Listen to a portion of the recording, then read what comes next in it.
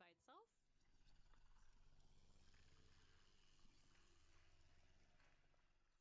And here it is with the rest of the game audio.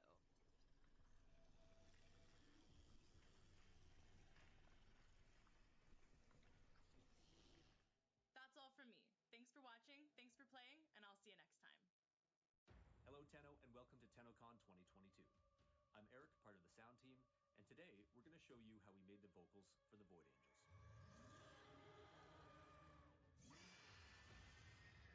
Wow. Wow. Void Angels 2 was in a sense of beauty, but also fear. And what better place to start than with the awesome death whistle.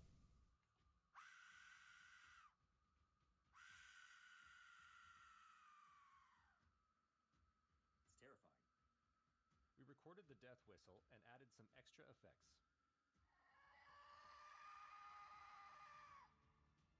That was feeling good, but we wanted to punch it up a notch. So this time, we recorded the death whistle again and pitched it down. Here's what that sounds like.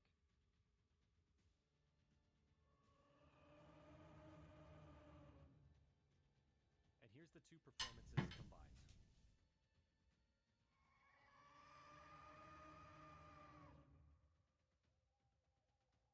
Once the death whistle was feeling appropriately terrifying, we wanted to add the beauty element. So for that, we used a reverse reverb trick on some female laughter. We started with unprocessed laughter. And to begin this trick, you first have to reverse it.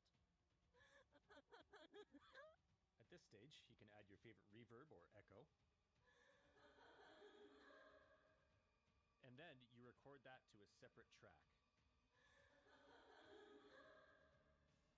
Once you have that recorded, you can move that to a new track, remove your reverb, and once again, reverse it to get the final product. Here it is combined with our death whistle.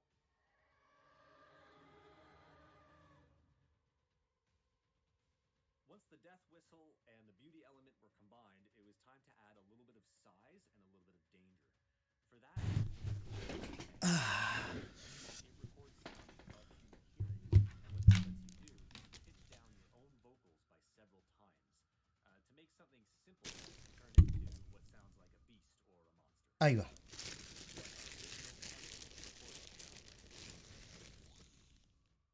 And this is what the same recording sounds like pitched down several times. Ah, buah. Our death whistle and our reverse laughter.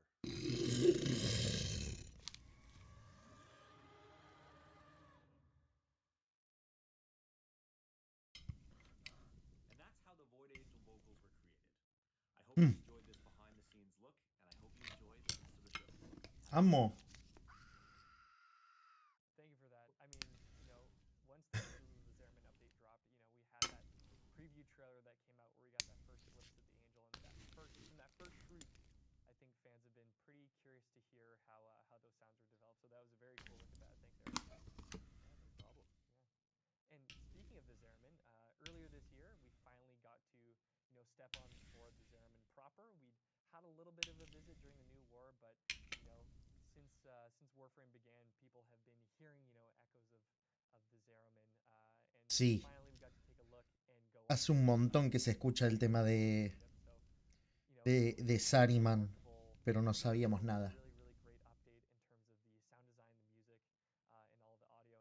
And I just have to say, from even the track that was playing over the Warframe launcher when the update went out, the music just went in an entirely new direction, and still very much Warframe, but it was really cool to hear how the music was developed for that update. So Keith, I have to ask you, what inspired you to use something like an organ on the tracks for this update? Eric. Eric? That was Eric's idea? Yeah, we were dialing it in, and much of the approach was inspired by the sounds that you sent me, the shrieking sounds. Es un genio, Keith. I think you Me said encanta la música que hace. Yeah, early on. Yeah. right. It was very helpful. It became a task of matching those sounds, so enormously helpful. And then it this might be crazy, but let's try it. And it really was such a great idea, and I think it works really well. It just it's pipe organ that just makes the whole thing that it's a little bit more grand, for lack of a better word. It just like gives it the scope that it didn't have until we added the pipe organ. So it was almost like because of the angel theme running through it, it was kind of like how can we push this and Ahí va, give it mejor. sort of a cathedral vibe or a gothic vibe, and sort of organ came to mind and thought it would be interesting to try, and of course Keith knocked it out of the park with the parts that he wrote and worked it in beautifully with the tracks that he had written. So yeah, very thankful that he was able to make it work so well. Yeah. And I'd love to add, sorry to interrupt, but that Matthew Chalmers, before I forget, Matthew Chalmers, brilliant composer who helps me with a lot of the theremin music. Yes. So thank you, Matthew. Yes. Thank you, Matt. Out there watching. Shout out Matthew And I believe Chalmers. he worked on some of the New War as well, right? Absolutely. Yeah. Yep. Yeah, Matthew Chalmers, Evan Duffy, Steve Davis were my, very, very helpful collaborators on all of that music. Nice. Well, yeah, as George said, absolutely knocked it out of the park. It was fantastic. Given the theremin, it's got that intense lore and such a specific, important part in terms of the lore and the history of Warframe and Nintendo. When you're creating that ambient audio on board the theremin, was there a specific layer or sound that you started from, in terms of like capturing the theme in the history of the theremin? Like where was the starting point for that ambiance? I think it kind of started in the New War, eh, Eric? Like a bit. Yep. I mean, it was a bit of that, and then brought through into the Zariman update. But yeah, you worked on a lot of that, as I recall. Yeah, absolutely. It totally started in the New War, and that mission really much set the tone for what we did for the Zariman update in terms of ambience.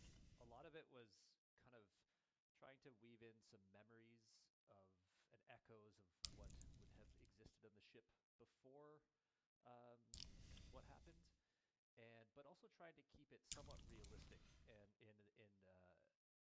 in an area where it would be believable. Didn't want to make it too spooky. Didn't want to make it a haunted house or a house of horrors, but definitely wanted to feel that there was a presence there before what happened. So yeah, lots of iteration, lots of going back and forth with the team and with George to get things right. We put a lot of time into our ambience work as well, and I know a lot of time people don't hear it under the gunfire, or some of the missions get right to the point very quickly. But yeah, we take a lot of time with it and kind of give each space its own characteristic sound. So yeah, if you're ever Su in a atmósfera. situation to get away from some enemies for any amount of time, Amo. up and take a listen. Yeah. You'll find some stuff. Yeah. Yeah. Honestly, and I just want to mention too, sorry to cut you off, Marcus, go just ahead. before I forget as well, talking about other team members and just acknowledging the other people on the sound team, and that's Giovanna Agapito, Jess Buscema, Brayden Willard, Jeff Hartling, Mark Perkin, Willem Shonkin, Jem Sermon, and Chris Teixeira. They all did a fantastic job on all of these updates, and can't thank them enough for their collaboration as well. So. Mm-hmm. But in terms of some things in the update that are, I guess, a little frightening, I did want to talk about our favorite void manifestation, a Skitter Girl, because for anyone who's been playing through the Angels of the Zariman, you've probably been chased by this lovely void manifestation. So I have to ask, is it more fun to do sound design for a creepy child than it is to be chased by one? I think you have to be chased by one to know how to sound design for one. Yeah. A little bit of both. A little bit of both. That voice was Archimedean. Estoy comiendo porque estoy muerto de hambre, no comí nada en todo el día. For us for Skitter Girl, and Giovanni, one of the sound designers, he did the processing and got that working and made it extra creepy with the echoes and the reverb and all that stuff. That's pretty great. I mean, fitting that it's also Archimedean Yanta's, it's her own manifestation. So very cool to use the same voice actor. No sé, ¿yo puedo streamear esto?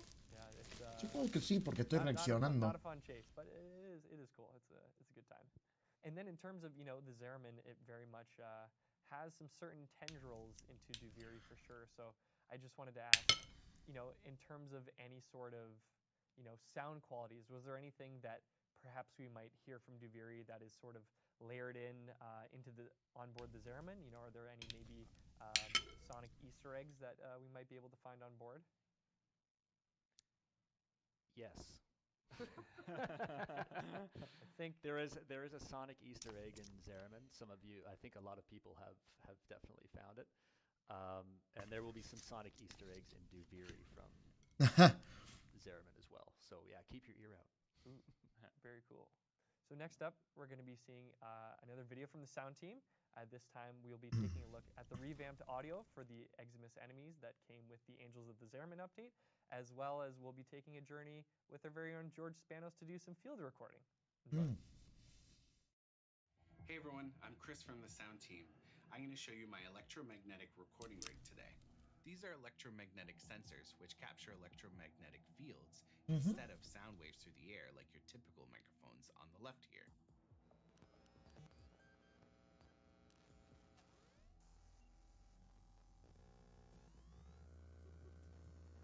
Ah, es buenísimo. The field is strong with these dimmer switches here.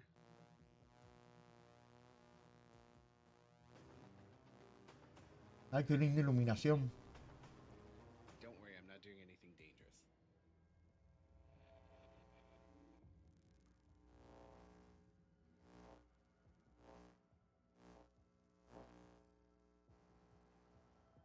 So I think I have something there usable that I'm going to try some sound design with.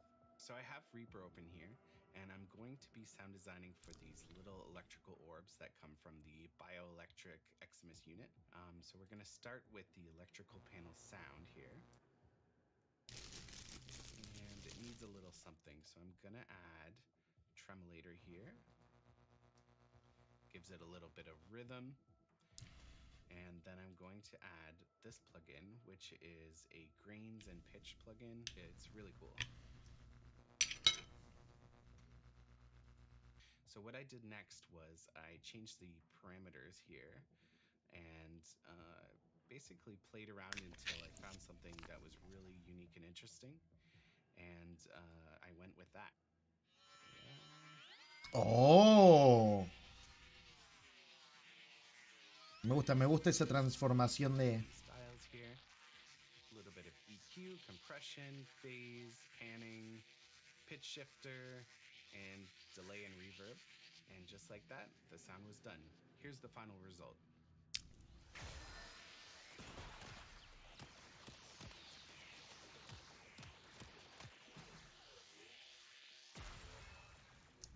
Thanks for watching, everyone. Enjoy the rest of TennoCon. Hey everyone. This year we thought we'd show you some ambience recording. Now I know we've done it in the past, but we've never used a binaural microphone in the past. A binaural microphone aims to replicate the human head. So it's got two ears on it, and in each ear there's a microphone. And so what it does is it records sound in a really interesting, in-depth way that you would normally hear the sound if you were out in that environment. Some of you know this as ASMR. The other thing we did was we got a seismic microphone. A seismic microphone, you can stick it onto metal, plastic, glass, whatever. Hey, Daddy. And it records sound like normal microphones can. So it gives it a depth and a clarity that you normally wouldn't get. It really adds importance and resonance to the sound, which is really interesting. So make sure you're wearing headphones for this, especially for the binaural part, and enjoy.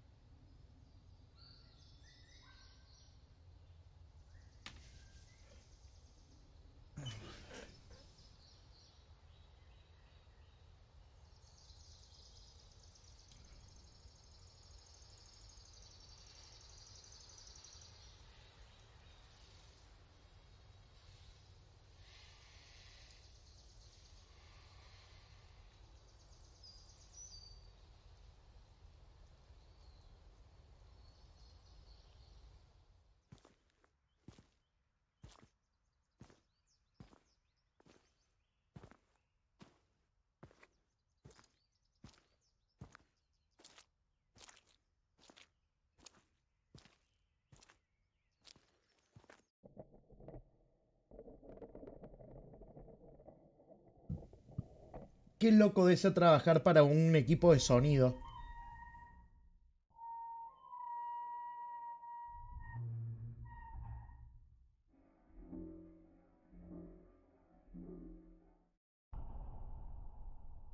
No, muy buena.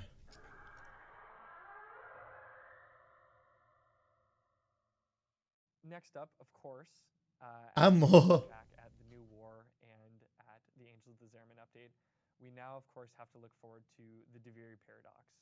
We first got our look at the Duviri paradox during that TennoCon 2019 trailer, where we saw that lone rider above on that skeletal horse, and it was pretty incredible to see that sneak peek.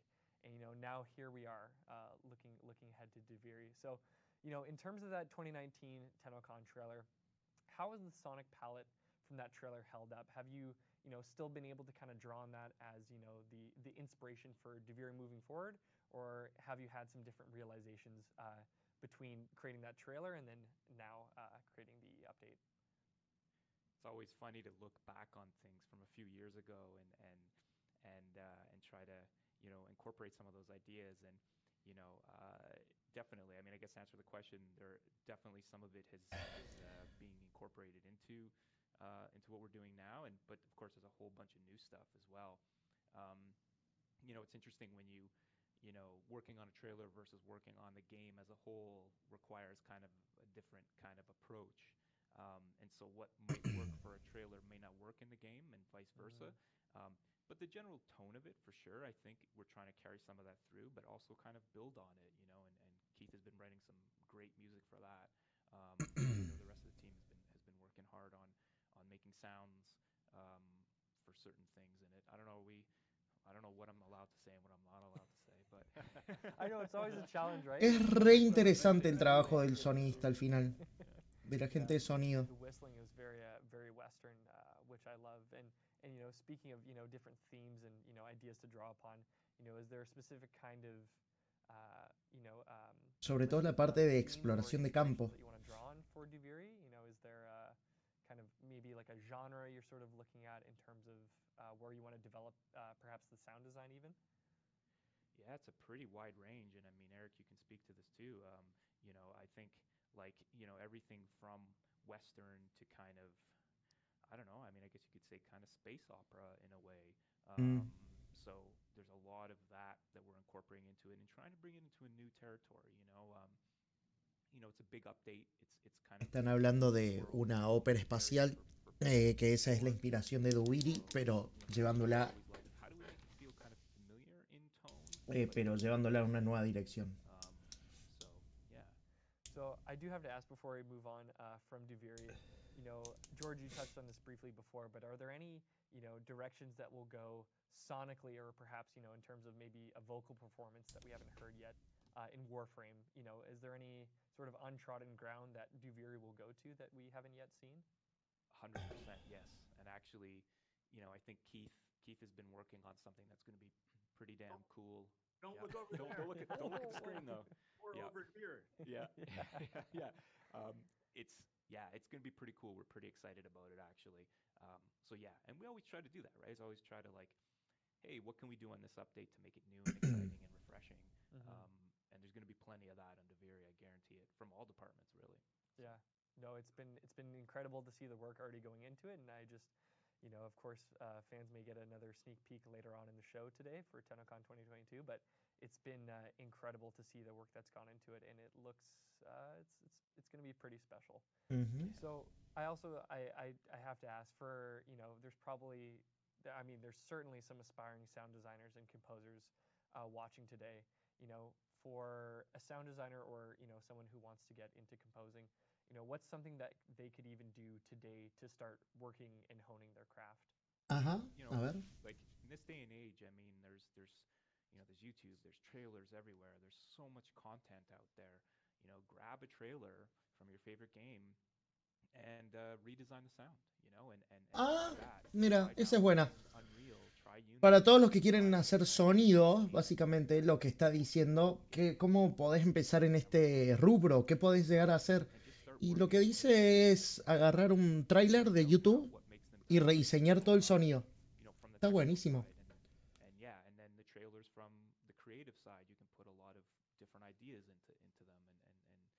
Está bueno. Rediseñar el sonido me parece bastante bueno Yeah, it really does take a ese long consejo. time to learn the craft, and there's really no replacement for experience and just trying and getting things wrong.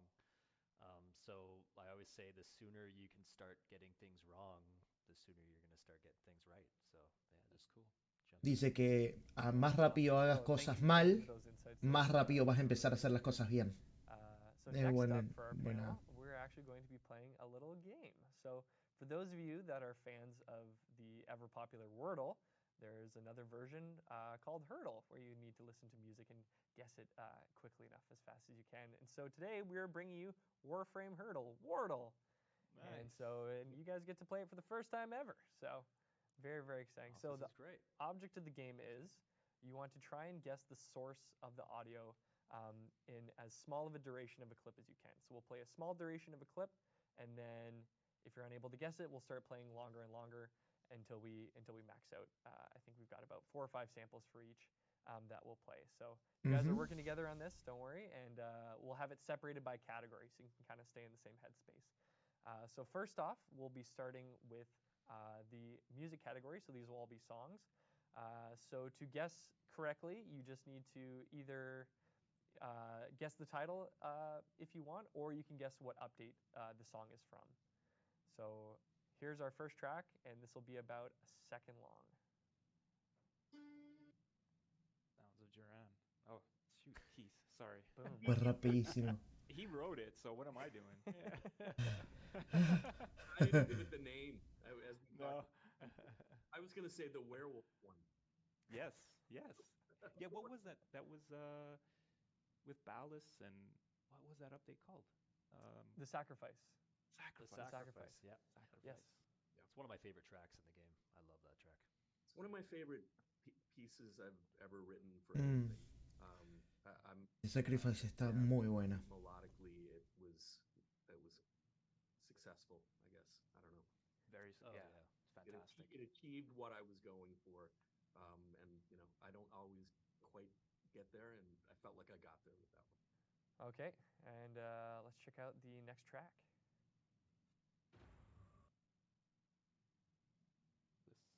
I think I know it.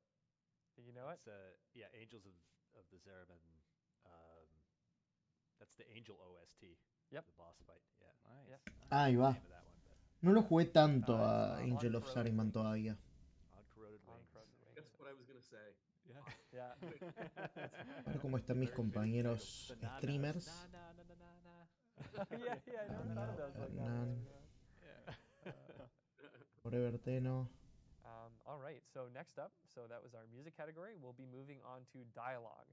So if you can guess either the character or honestly even the update that it's from, both will suffice. So you'll be hearing a shorter amount of dialogue, and then you'll just have to guess from there. So here's our first clip of dialogue. Oh, that's Hunhow, vainglorious whelp. Yep. I forget the update, Nice. but yeah. You got the line though. Yeah. Yeah. Man, it's weird, eh? How that just clicks in. Yeah. It's like memories rushing back. Yeah, it's just like seeing the Matrix. Man, yeah, you absolutely sniped that, George. Yeah, I think that was a fan favorite among the community team for sure. We loved that line of vainglorious whelp. It was just It's from the New War, isn't it? I think. It is, yeah, it's the new war. Yeah. Excellent delivery, and yeah, it's such a good bit of dialogue.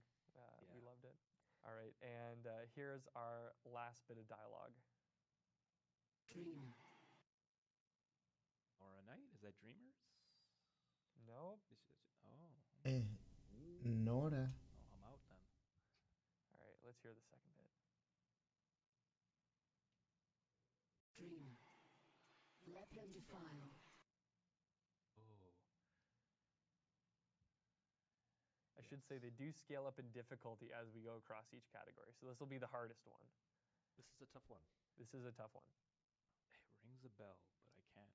All right, ready for the full ¿Es de un duration? tráiler? Sí, creo que es de un tráiler.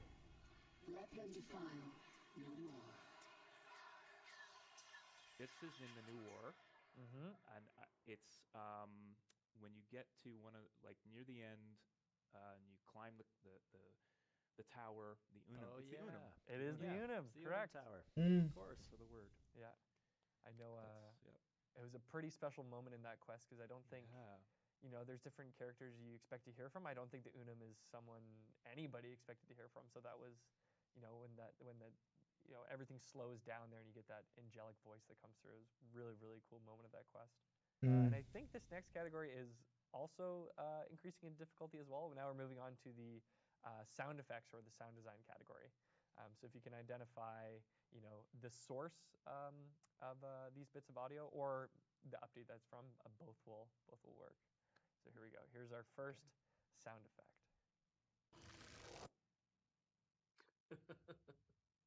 Some kind of infested or something. Need a little bit more of that flavor. Yeah. Es el 100 pies. The bell too, but ¿Será Phobos? ¿Algún mapa de Phobos? Tough one. increasing in Deimos. difficulty, you said? Deimos me parece que es. There is actually a hint I had planned for this one that I can give now. It is one of the archons, Ah. Oh, okay. but you'll have to identify which one it is. Ah, debe ser el de la serpiente. Archon. El de la serpiente. Keith has it. What I was know that, Keith Keith? has it. Archon number 3.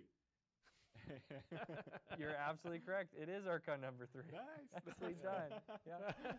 Archon Naira. Nice. Nice. That's perfect. That's awesome. Good job, Keith. Yeah. There you go. Excellent. All right. Here is our Ahí next está. sound effect. Alguien que juega el juego además de diseñar su sonido. Qué genio. Oh, it's on the tip of my tongue. That's No lo not, escuché. what's in the orbiter? What's the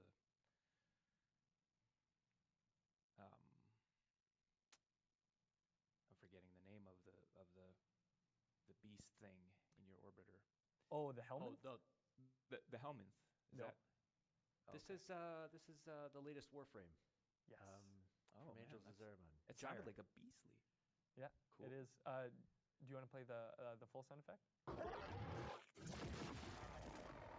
Yeah, that's her fourth ability.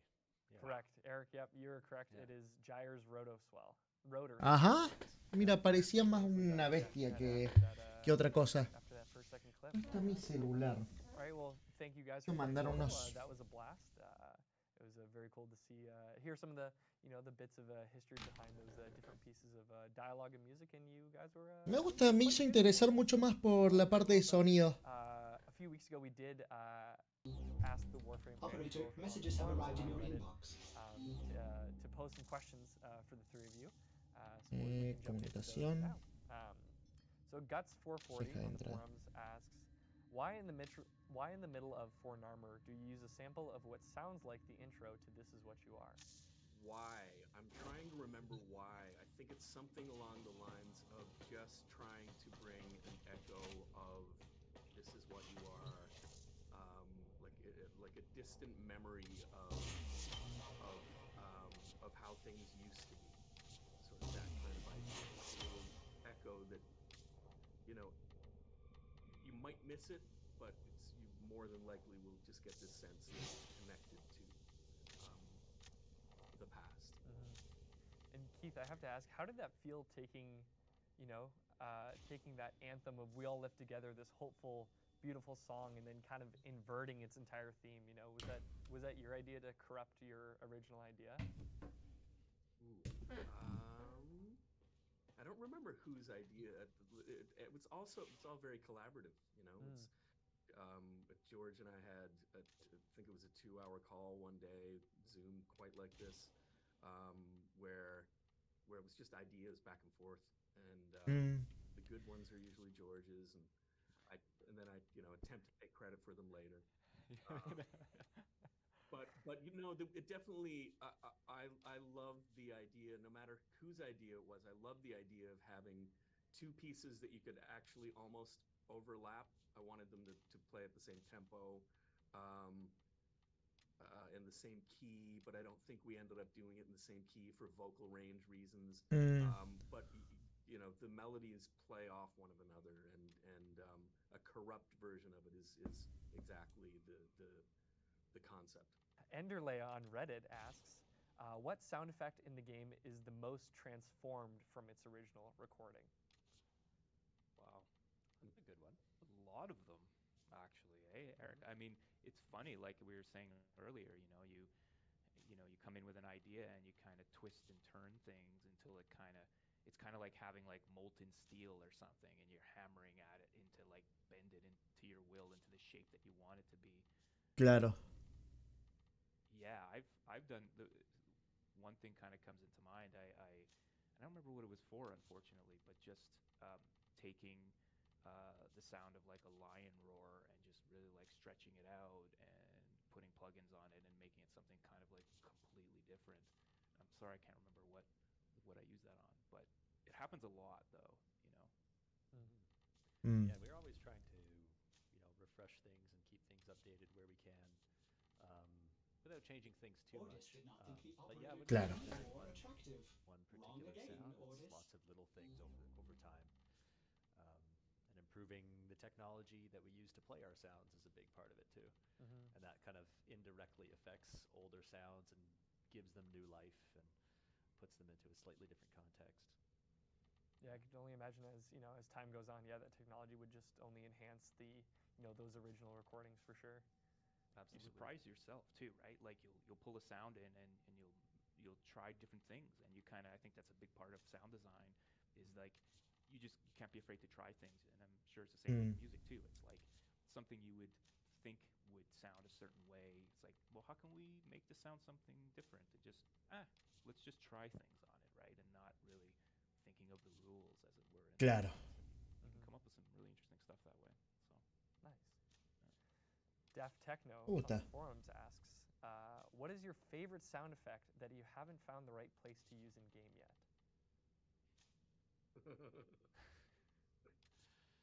Easy, George. Yeah. Rubber chicken. Yeah, there you go. Ah. Yeah. One day. One day, One day we'll get to push down rubber chicken in Yeah. Warframe. Keep your Man, we ears used to out. have one of those Ojalá, in the ojalá office se. when a build would be broken. Someone would squeeze the rubber Hola, chicken and Winterwood, ¿todo bien? like Yeah. ¿Cómo va la in the cosa? office. So ¿Cómo va la cosa, bichi? It's in my where's he at? it's in my office. Just waiting to be used on Tucked something. away. Yeah. Yeah. Man in the wall. Acá estamos con Yeah, la exactly. Tenocon. That would be really. Yeah. Those chickens do sound honestly pretty terrifying. So that would. Yeah. I'll bet it would sound Voy a horrifying. hacerlo un poquitito Yeah. más Chicken chiquito. in the Ahí va. Two That octaves like with that. some... Ahí se ve bien, ¿no? O sea, voy a estar Yeah. reaccionando, pero también voy a estar Yeah, jugando de a yeah. poquito. O sea, Yeah. se ven Yeah, cosas. new Easter egg. Yeah. ¿Y Amazing. cómo va esa Tenocon? Yo llego un poquitito One Q&A tarde. question Creo que arrancó 40 minutos antes de que yo on, llegara a casa. forum Estuve post and then haciendo... on Reddit, but I think across Sí, estuve Minneapolis, haciendo I'm sure cositas. you all have heard a lot Bancame un about segundito que ya but, vengo porque when entre esas can cositas fans no and fue expect, ir al baño. the Ya next vengo. Warframe soundtrack? Well, I was talking to Keith about this not too long ago, actually. We have one in the works. It's funny because I was combing through all of the music that we've written since, 2018. Yeah, and he's got it right there. Oh. Hey, look at that. Yeah, and it's. I was talking to our merchandising team, and it's literally four records worth. It's an incredible amount of music that has been written in the past 4 years. Wow. And so we actually are hoping for the end of this year, but I can't make any promises as to that. For sure. But it's long overdue, and we need to get it out there, and it's definitely in the works. And yeah, we will definitely do it. That's And amazing. it will be 6 records by the time we're done. And it will be 6 records. Exactly. Well, that's the thing, because we started talking about it like earlier this year, and so now Angel of the Zerum and those tracks have to get added on, and now whatever else comes out before it. So, yeah, but it'll be good though. It'll be good. Excited for that. I like your spirit, Keith. I like that. Let's add a couple more records on there. Let's get up to 6. Yeah. Let's make it a deluxe collection. Yeah. Go all the way. Yeah. Fantastic. Now, I am very excited now. Earlier on, you guys informed me that we actually have a a bit of a sneak peek of some music incoming from the upcoming Duviri Paradox update that we will play for you now.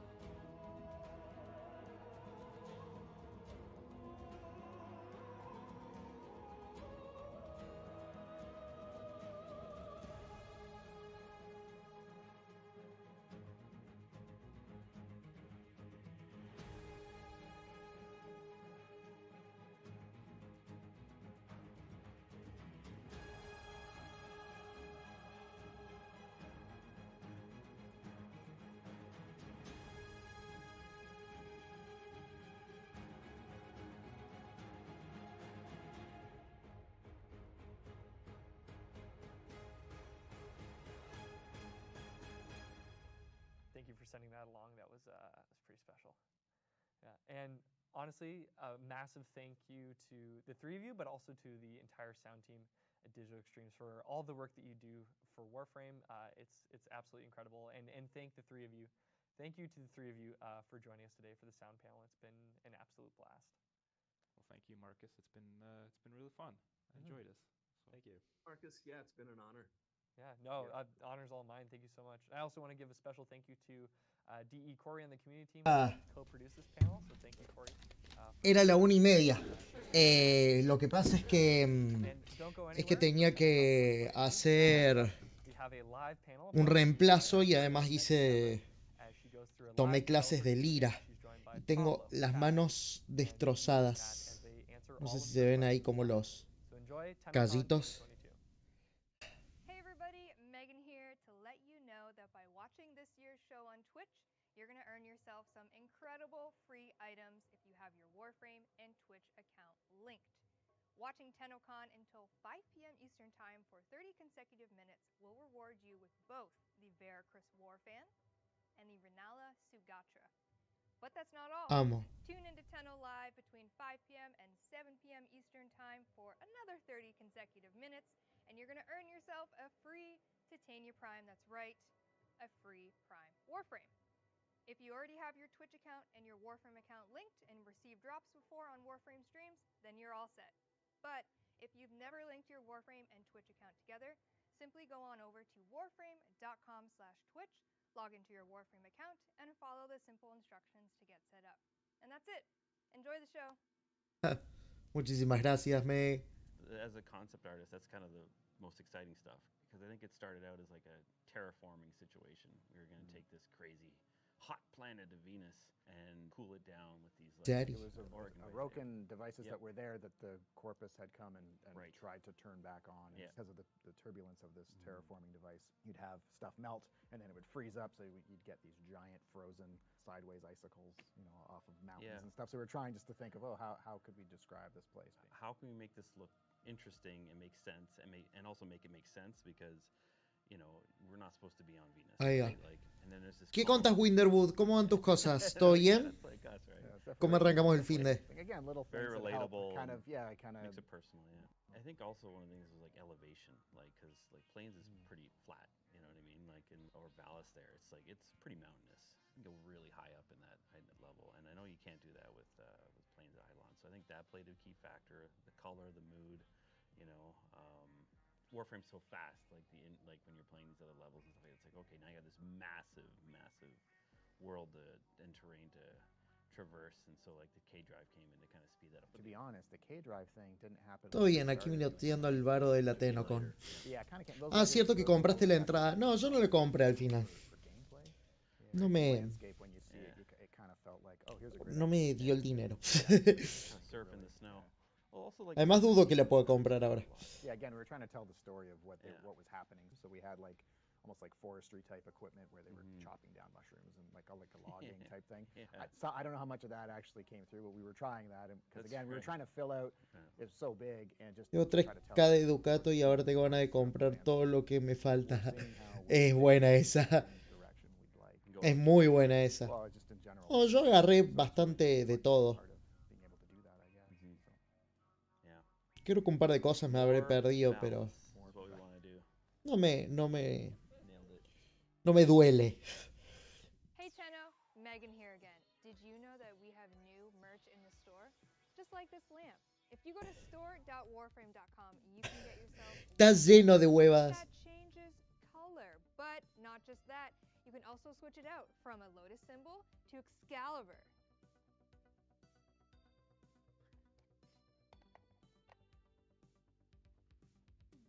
Wow, just like that.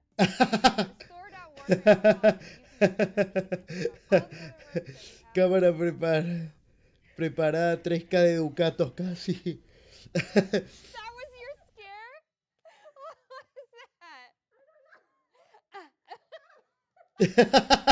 that? Ay, las amo. Las amo mucho.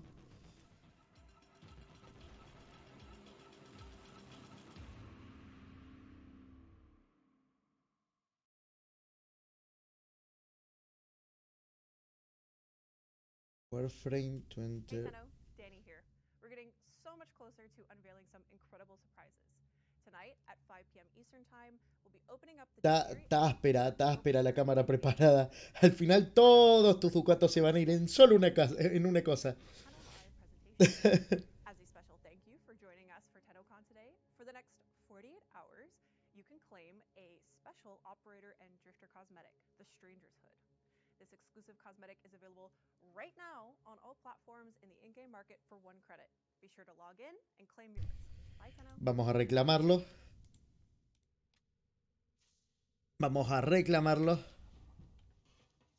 O podemos ir a farmear ducados también.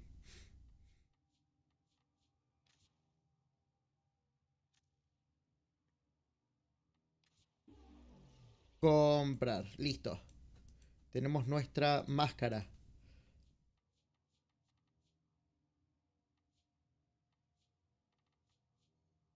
Tenemos nuestra máscara, lo cual es altamente positivo. Vamos a acercar esto un poquitito. Tengo miedo de romper el escritorio, pero bueno. Estoy analizando qué comprar. Por ahí, la mejor de todas las opciones es ir por lo que sea armas. Yo acabo de sacar a Baruch. Le estoy haciendo la apariencia. Vamos a ver qué apariencia le puedo dar. Algo básico, si no. Puede ser al revés. Un negro. Vamos con blanco. Oh, welcome. Sorry. I'm staring into the abyss at Dean, and I can't really see anything. Welcome back. I hope you enjoyed the audible sensation of the art, not the art panel, the sound panel with Marcus, George. This is very disorienting. I need to take that out. I'm like screaming. Sorry, Dean. I'm supposed to be able to hear him. With George, Eric, and Keith Power, and it was so fun to watch that get put together. And thank you to everyone who gave support to that. Marcus. Ay, amo el look. Amo el look de Meg. I am joined by some very fun, lovely people. Amo el look de Meg. We'll start with Kat. Yo tengo todo dominado de las armas prisma y fantasmas. Listo.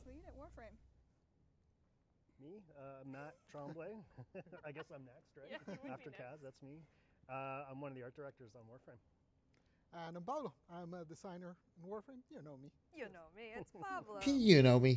On this segment, we have 55 minutes, and I have a bunch of questions here on my iPad, and I will be asking them.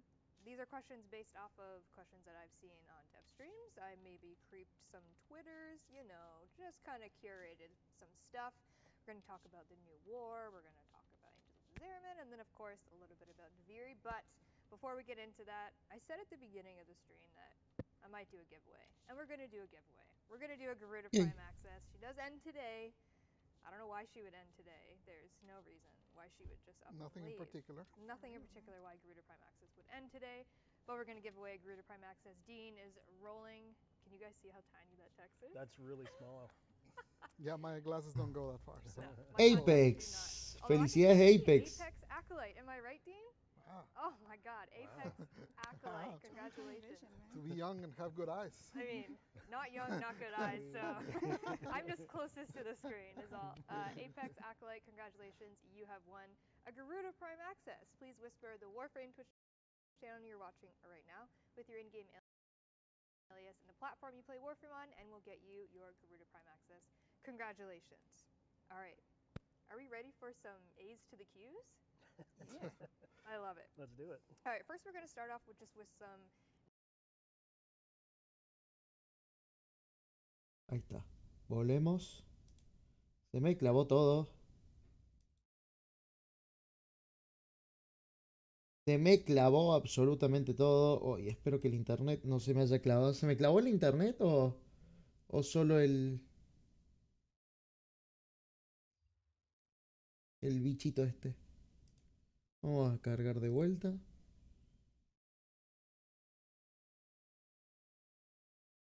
Uy, ¿qué pasó con el internet?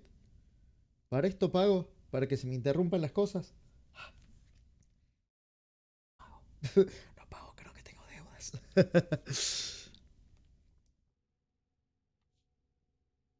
Bueno, vamos a ver mientras carga.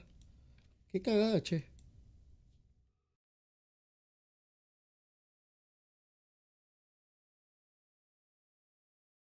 ¿Qué pasó? ¿Hay algo consumiéndome el ancho de banda? Por las dudas vamos a salir de acá. Ahí va. Ahí creo que está volviendo. No, no está volviendo.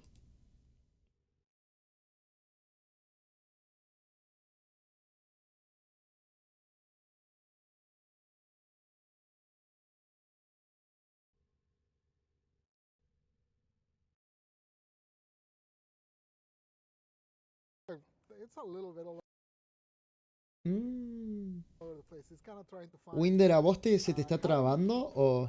something that has existed for 9+ years, fresh and super fun. You're the fun maker. That's the idea. That's the hope and the dream. I love it.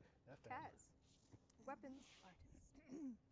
Yeah, so we make a pretty weird game here at Warframe. Do we? I don't know.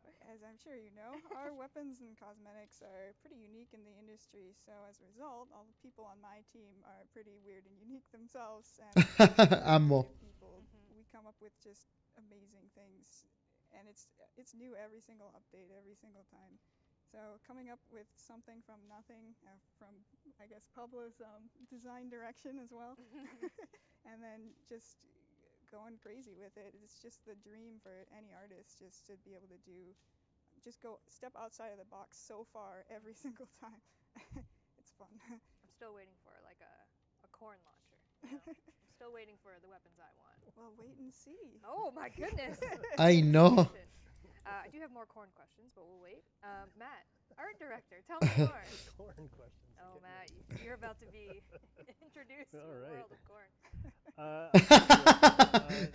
It's one of those positions at the studio that does a whole lot of stuff, like Pablo was saying on the design side, but it's obviously more art centric. There's a few of us on the project. It's a big game, so there's different areas, different kind of responsibilities, I guess, in terms of the overall art look of Warframe. But a lot of what we do is work with, the creative team, designers and creative directors, the narrative team, the art team, and there's all different types of groups there. So as an art director, most of the job is just liaising between all of those groups, making sure that the creative direction aligns with the visual direction, the artistic direction, and then keeps that art train kind of running on the tracks, essentially. There's all kinds of super talented people that we all work with. So I'm not doing a whole lot of the actual day-to-day creation stuff myself. I leave that to people like Kaz, and there's so many super talented people on the team. So yeah, as an art director, yeah, you do some art and you do some high-level stuff, but you really just kind of help move the vision along and be there to support the people who are actually doing the day-to-day content creation. And all three of you, you've been here for a while. Do you know? Do you know? I think I've been like 11 years. 11 years? Something like that. Matt, you're a vet? Yes. 25? 23. Ooh, I'm so close. Kaz? I'm like 7. It's like 7, yeah. 9. Yeah, so we're, you know, we've been around. But I think that's Sí. one really cool thing is, you know, you all three have very unique, different jobs, but they all kind of blend into each other. You know, like there's not a time where your art direction, something that you're working on, doesn't involve Pablo or doesn't involve Kaz. Like everything kind of blends together. And Pablo, I want to kind of take us all back because, like I said, a lot of years here. We've been through a lot of iterations of Warframe and what it's been over the years. Do you remember the first thing that you worked on when you came into Warframe? I was actually still finishing our previous project, but people were getting ramped up on Warframe, and at that point I was a UI programmer, so they needed basically the basic components to be able to make menus and stuff. They just needed kind of like the basic foundation of how to draw a list, how to draw a grid, and stuff like that. So I was literally doing kind of that on the side of the other project and just sending them over, and they would just kind of assemble the screens. Do you remember the first thing you did? Do you remember? Probably Arsenal, but that might also be a lie because I made that screen so many times by now. Yeah, it's like, what did it look like when you first did it? Yeah, we've changed that screen so many times that I'm sure I just have like. It's perfect now, though, right? Yeah, don't need to touch it ever again. It's great. Yeah, I don't know. Some of those things probably was Arsenal, but you know the first design thing, like once I started to kind of transition a little bit more to that, I think it was changing abilities to no longer be mods. I think that was like my first big change, like the design suggestion that essentially kind of got the ball rolling. Because you know, obviously the pipeline of UI programmer to designer is not a common one. It's not a step over. It's a natural transition. So yeah, I think that was like the first probably. Either that or Endos, one of those is probably kind of where I kind of got started a little more on the design side of things. It is interesting. Sometimes I like start playing and like start thinking of all the things that we've done. Like it feels weird, obviously, a game of this size. We were talking about, you know, it's very kind of like it's a collaborative thing. You just cannot do it. With, you just kind of do it. Yeah, it is impossible. But it always feels, you know, it always feels almost like a miracle to get like even this that we get anything tangible out of it. Yeah, I mean, I don't know how much we're gonna comment on what happened last night. We talked about it this morning. We talked about it. So, they know. Ay, no. Okay, well, it always feels No, like ¿qué pasó? Pull it and you know, I think we're. I don't want to speak for everyone, but I definitely think like the general sentiment is like we're all super fortunate to be able to work in such a successful project that is also so creatively free, that really allows us to kind of do crazy things and switch it up all the time. It brings me back to like just remembering conversations of like I want to do a motorbike Warframe, and then a year later we have Gauss, right? Like you have these like little trinkets of ideas that you think are so far-fetched, but Warframe is so far-fetched that you can make it make sense. De hecho, eso es lo que me encanta de Warframe, que podés agarrar un tomate y hacer un Warframe de un tomate. I've been blessed in my tenure on Warframe to be concentrating on environments more than the super tricky stuff. I mean, we have some weird environments. We absolutely do. We absolutely do. And the thing is that it all, like the people that work on the project, it all has to mesh together. You know, like we all work together towards a common goal of making this game. And, you know, you can't do it without the other people on this stage, and you can't do it without the other people behind the scenes that are, you know, watching from home today. And it's difficult sometimes to come up with something fresh and new and exciting, but there's so many people that are so invested in the project, that if you're stuck, you just have to look at the person next to you and say, you know, what do you got? Yeah, what do you think? Yeah. Like, is this a good idea? You know, ideas come from Pablo, ideas from Kat, from me, from anyone in the studio. Warframe. Yeah, I mean, for sure. I really like that, actually. We just established it's a far-fetched game, okay? I'm gonna keep nailing this home. No, that's a beautiful point. And kind of go back to what we're talking about. First thing you remember working on Warframe, Kaz. I know if we go back to your origin story, it's like one of my favorites of all times because you were part of the community, and we had a relationship in terms of fan art was out there and all that stuff, and then you're in part of DE now.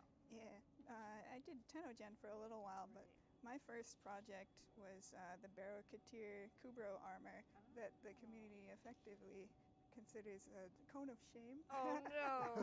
It's pretty funny when I saw all those comments. I agree with it though. It's kind of like that. Cone-esque. It's Barokatir is very it's coney.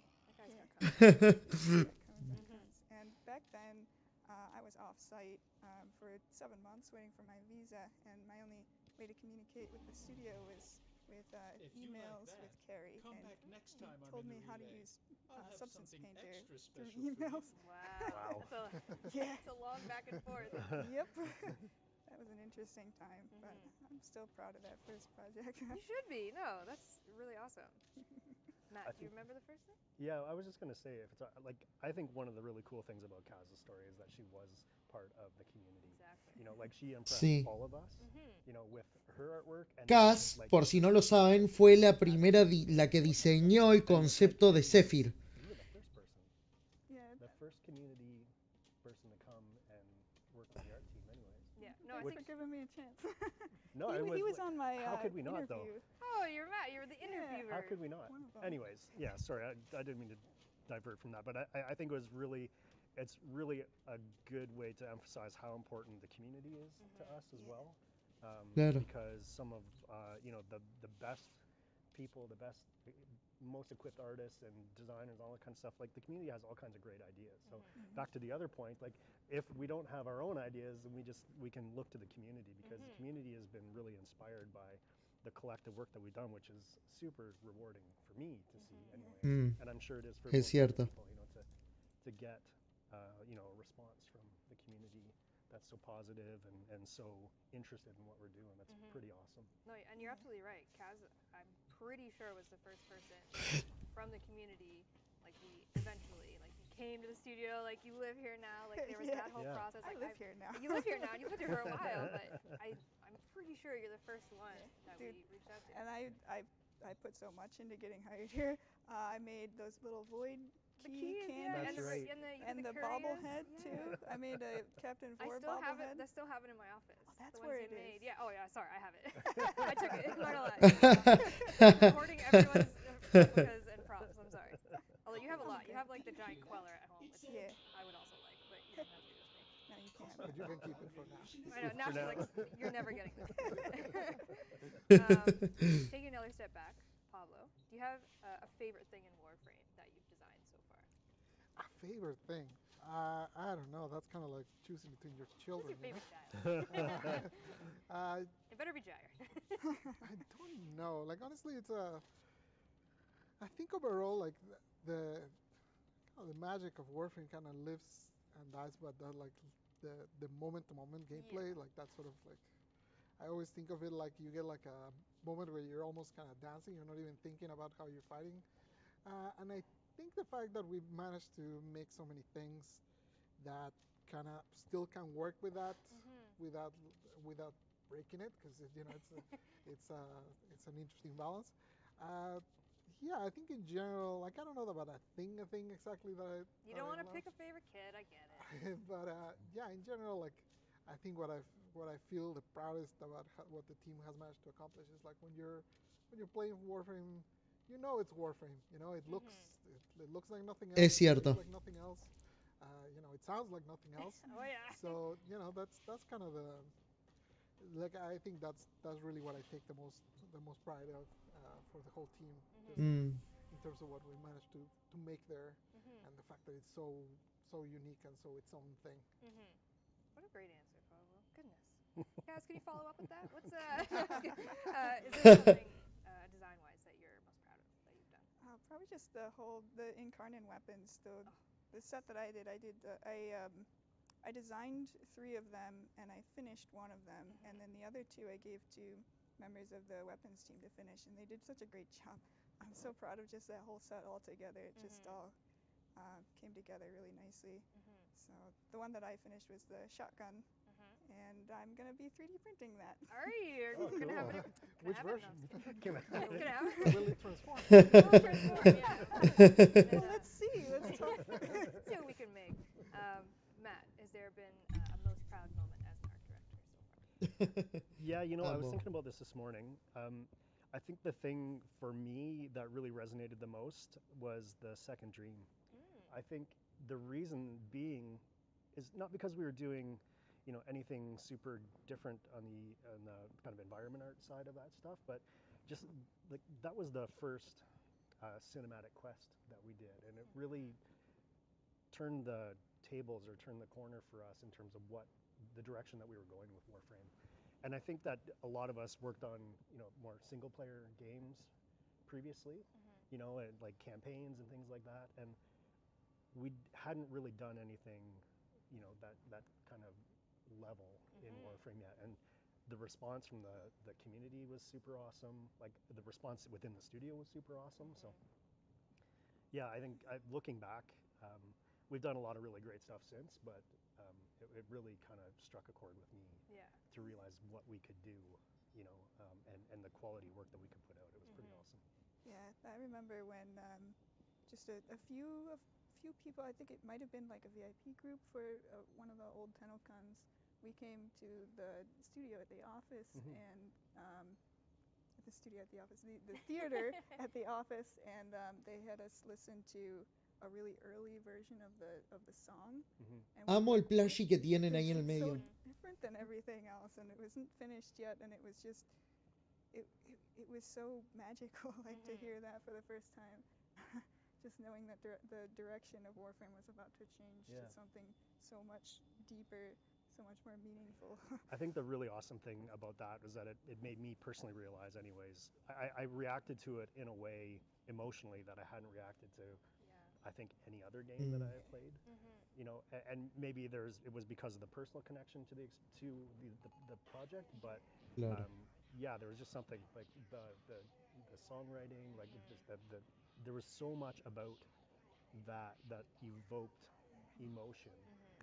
Yeah, just for me, it really kind of flipped the switch. It was really quite enjoyable. It was interesting. Yeah, it was. I remember the development process of it, and like you could feel that there was a shift in the way the entire story was going to go. We're going to try this really, you know, far-fetched idea and story and emotion that we want to evoke, because our game is very, you know, looter shooter, slashy, like gore-enabled game, and then we're going very emotional. The song was incredible. Sí, la verdad que estaba increíble. Todo eso cambió para mí, cambió. My career, like one of the highlights is just the reception from that, and I know for me, like I'm always chasing that feeling because I want to feel what everyone else felt over again. You want to feel loved.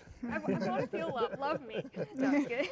Yeah, it was a game changer. And, you know, we've done so many quests afterwards, and you know, just continuing that story. And now we're at Deviri Paradox, which is just a wild ride. That one, which you'll see later. We're not gonna talk about it right now. But I do have some more nitty-gritty questions for you all. Pablo, I'm gonna go to you.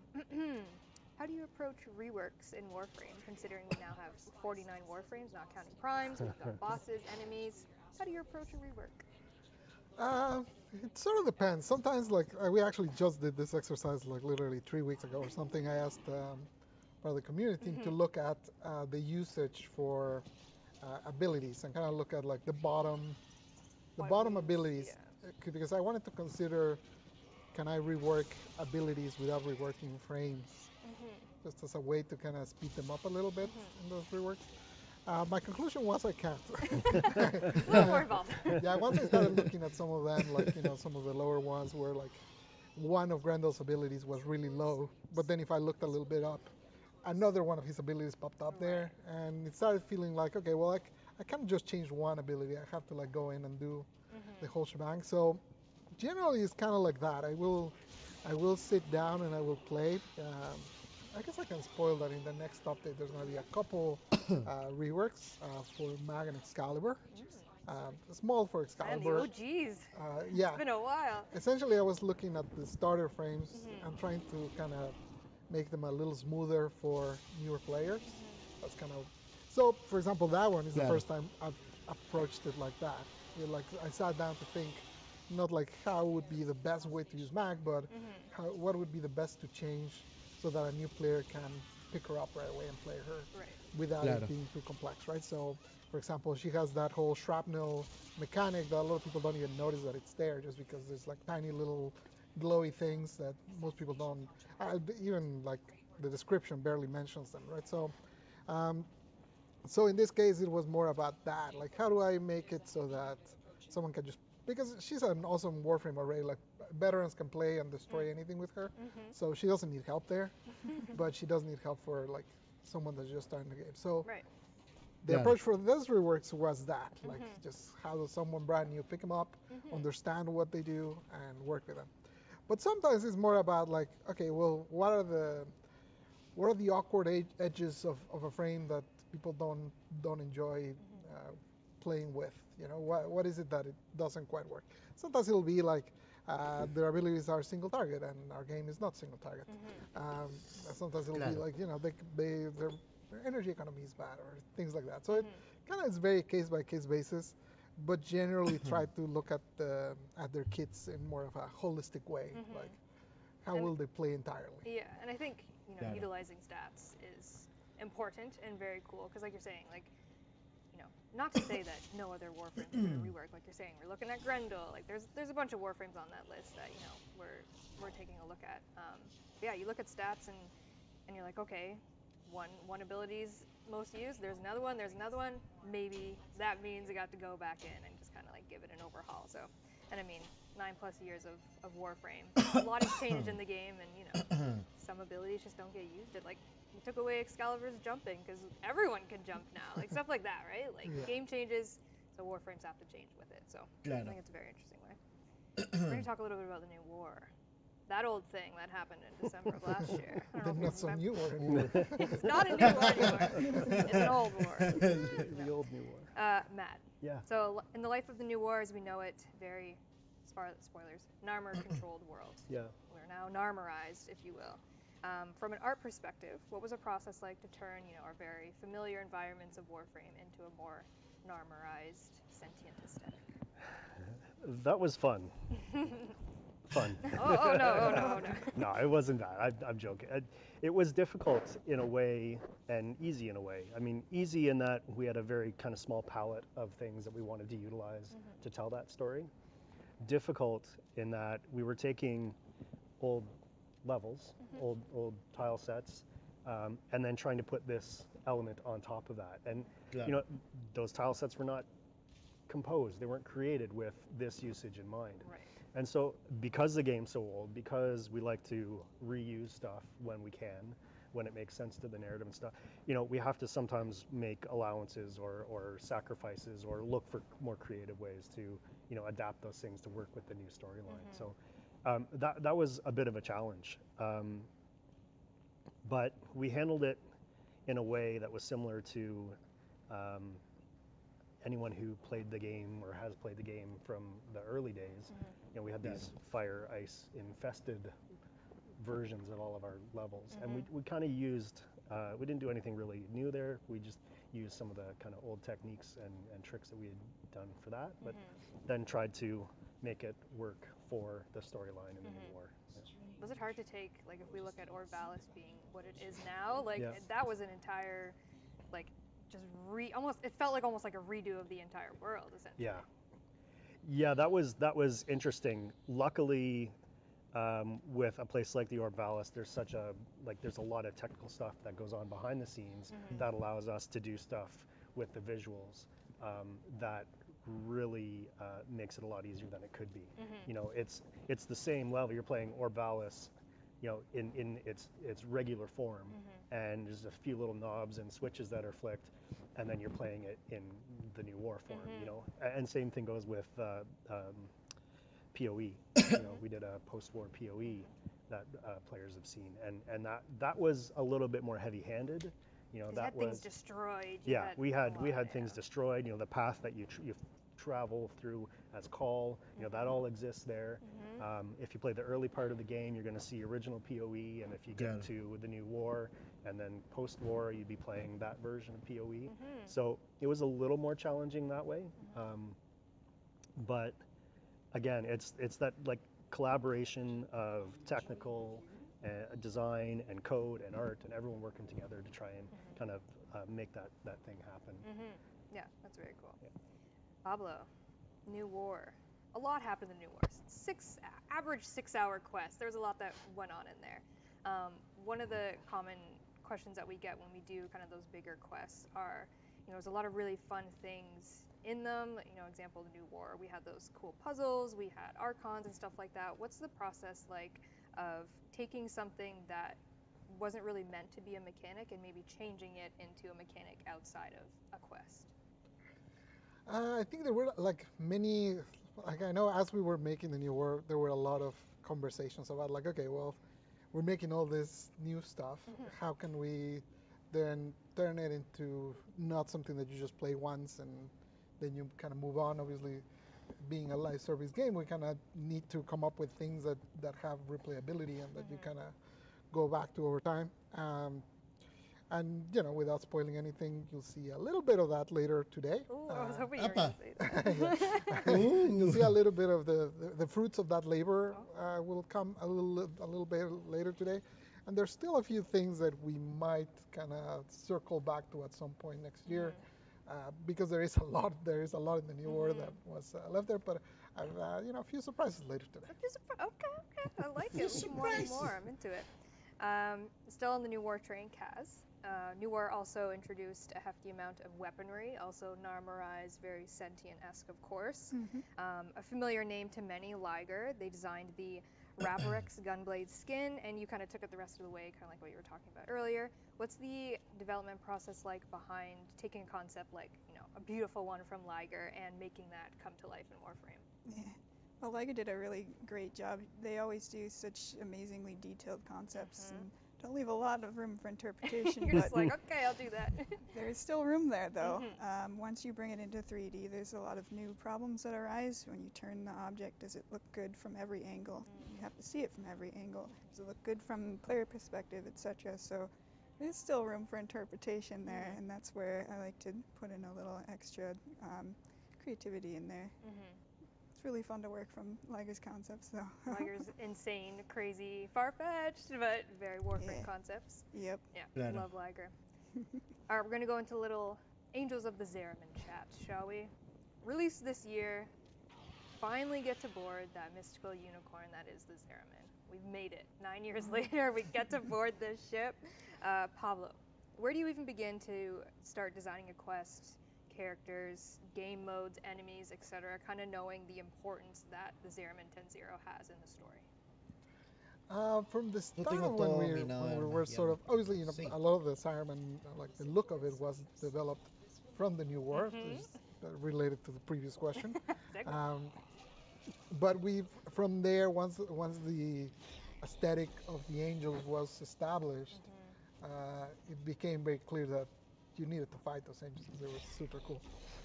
So sometimes, you know, that's the cool thing about making games. Like, it can go in many directions. You know, sometimes it'll be like, I'll say like, hey, we need to do this for gameplay.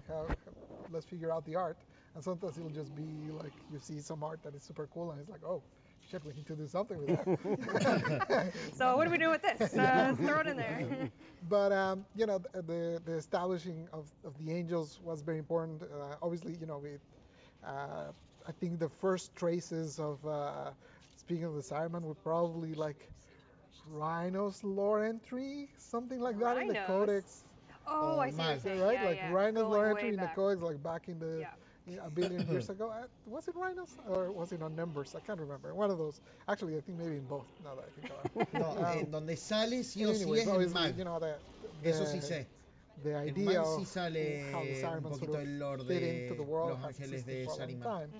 But to bring it into something more concrete and something that could have a little bit more of the emotional stakes, with the crew being there, with them having a weird relationship to you, you know, and with your two selves, spoiler alert, that part was kind of what drove a lot of the narrative there. Once we knew that, and once we also knew that we wanted to start planting some seeds for something that you people will see later on today, basically that's where a lot of the ties for like the new enemies and some of that extra spice came from. And we've always had like the eye towards like, okay, well, what does assignment mean? The blocking of the void and what is on the other side, and all of that has been kind of we're always working on one thing, and we always have the eye on like, I believe the next one or the next couple. That's kind of how we do. So yeah, that's kind of how it inspired it. We did know that it had been a while since we had made a game mode, since we did like Jupiter rework, I think it was the last time we did Disruption. Yep. Right, so that I don't know how long it's been since that, but it's been a while since we've done a new game mode. So so we did 3 in classic fashion. We did 3 at one go. Yeah, why not? So yeah, that's honestly, like sometimes as players and I think as developers, it's very important for us to always kind of don't fall into a rut. You don't want to do the same sort of thing all the time, and I think that for us, that wasn't just assignment. It was more focused on kind of finding those new gameplay spaces and trying new stuff, going back and reworking really old systems. That was kind of the drive there, while planting the seeds for stuff that will be seen later today. Later that we might show. Might not have an answer to this question, but is there anything that we worked on for Angels of Zeraman that didn't end up shipping because it didn't feel right, or it just didn't have a place? I mean, there's like whenever we're ideating, there's always like a lot of things. At some point, it was gonna be 4 game modes instead of 3. Oh, of course. Why not? There was that.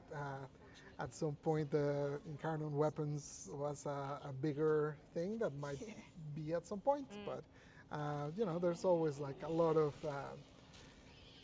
If every idea you come up with ends up in the game, it's probably you're not coming up with enough ideas. So generally, a lot of the things that we come up with end up like, maybe later.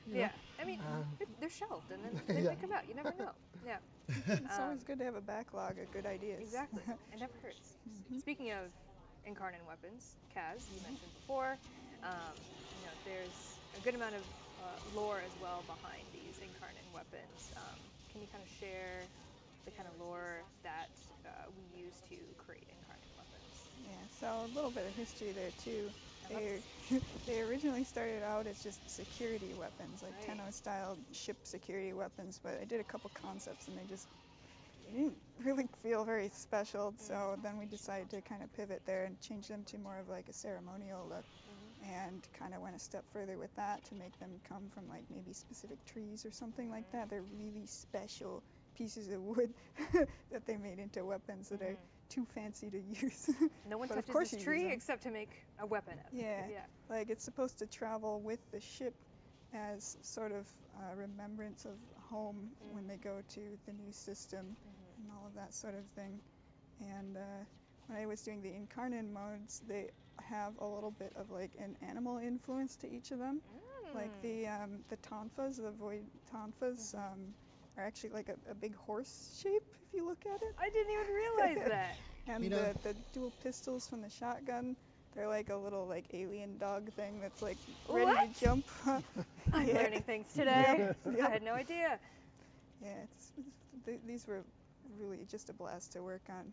They really, the style of them, because they're ceremonial, it kind of feeds into kind of a comfort zone for me with flowing lines and really elegant shapes and stuff. So it was just a great project. I mean, hopefully more Incarnate Weapons. I remember one of the references for like the backstory was a GIF from a Sylvester Stallone movie.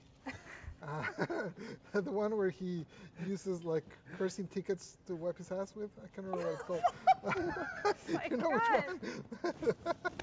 I don't remember what it's called. Esto se volvió re salvaje este stream de repente. It was the Museum of Violence, and that was part of the reference. I did not think that was about to come out of your mouth just now. I'm so sorry.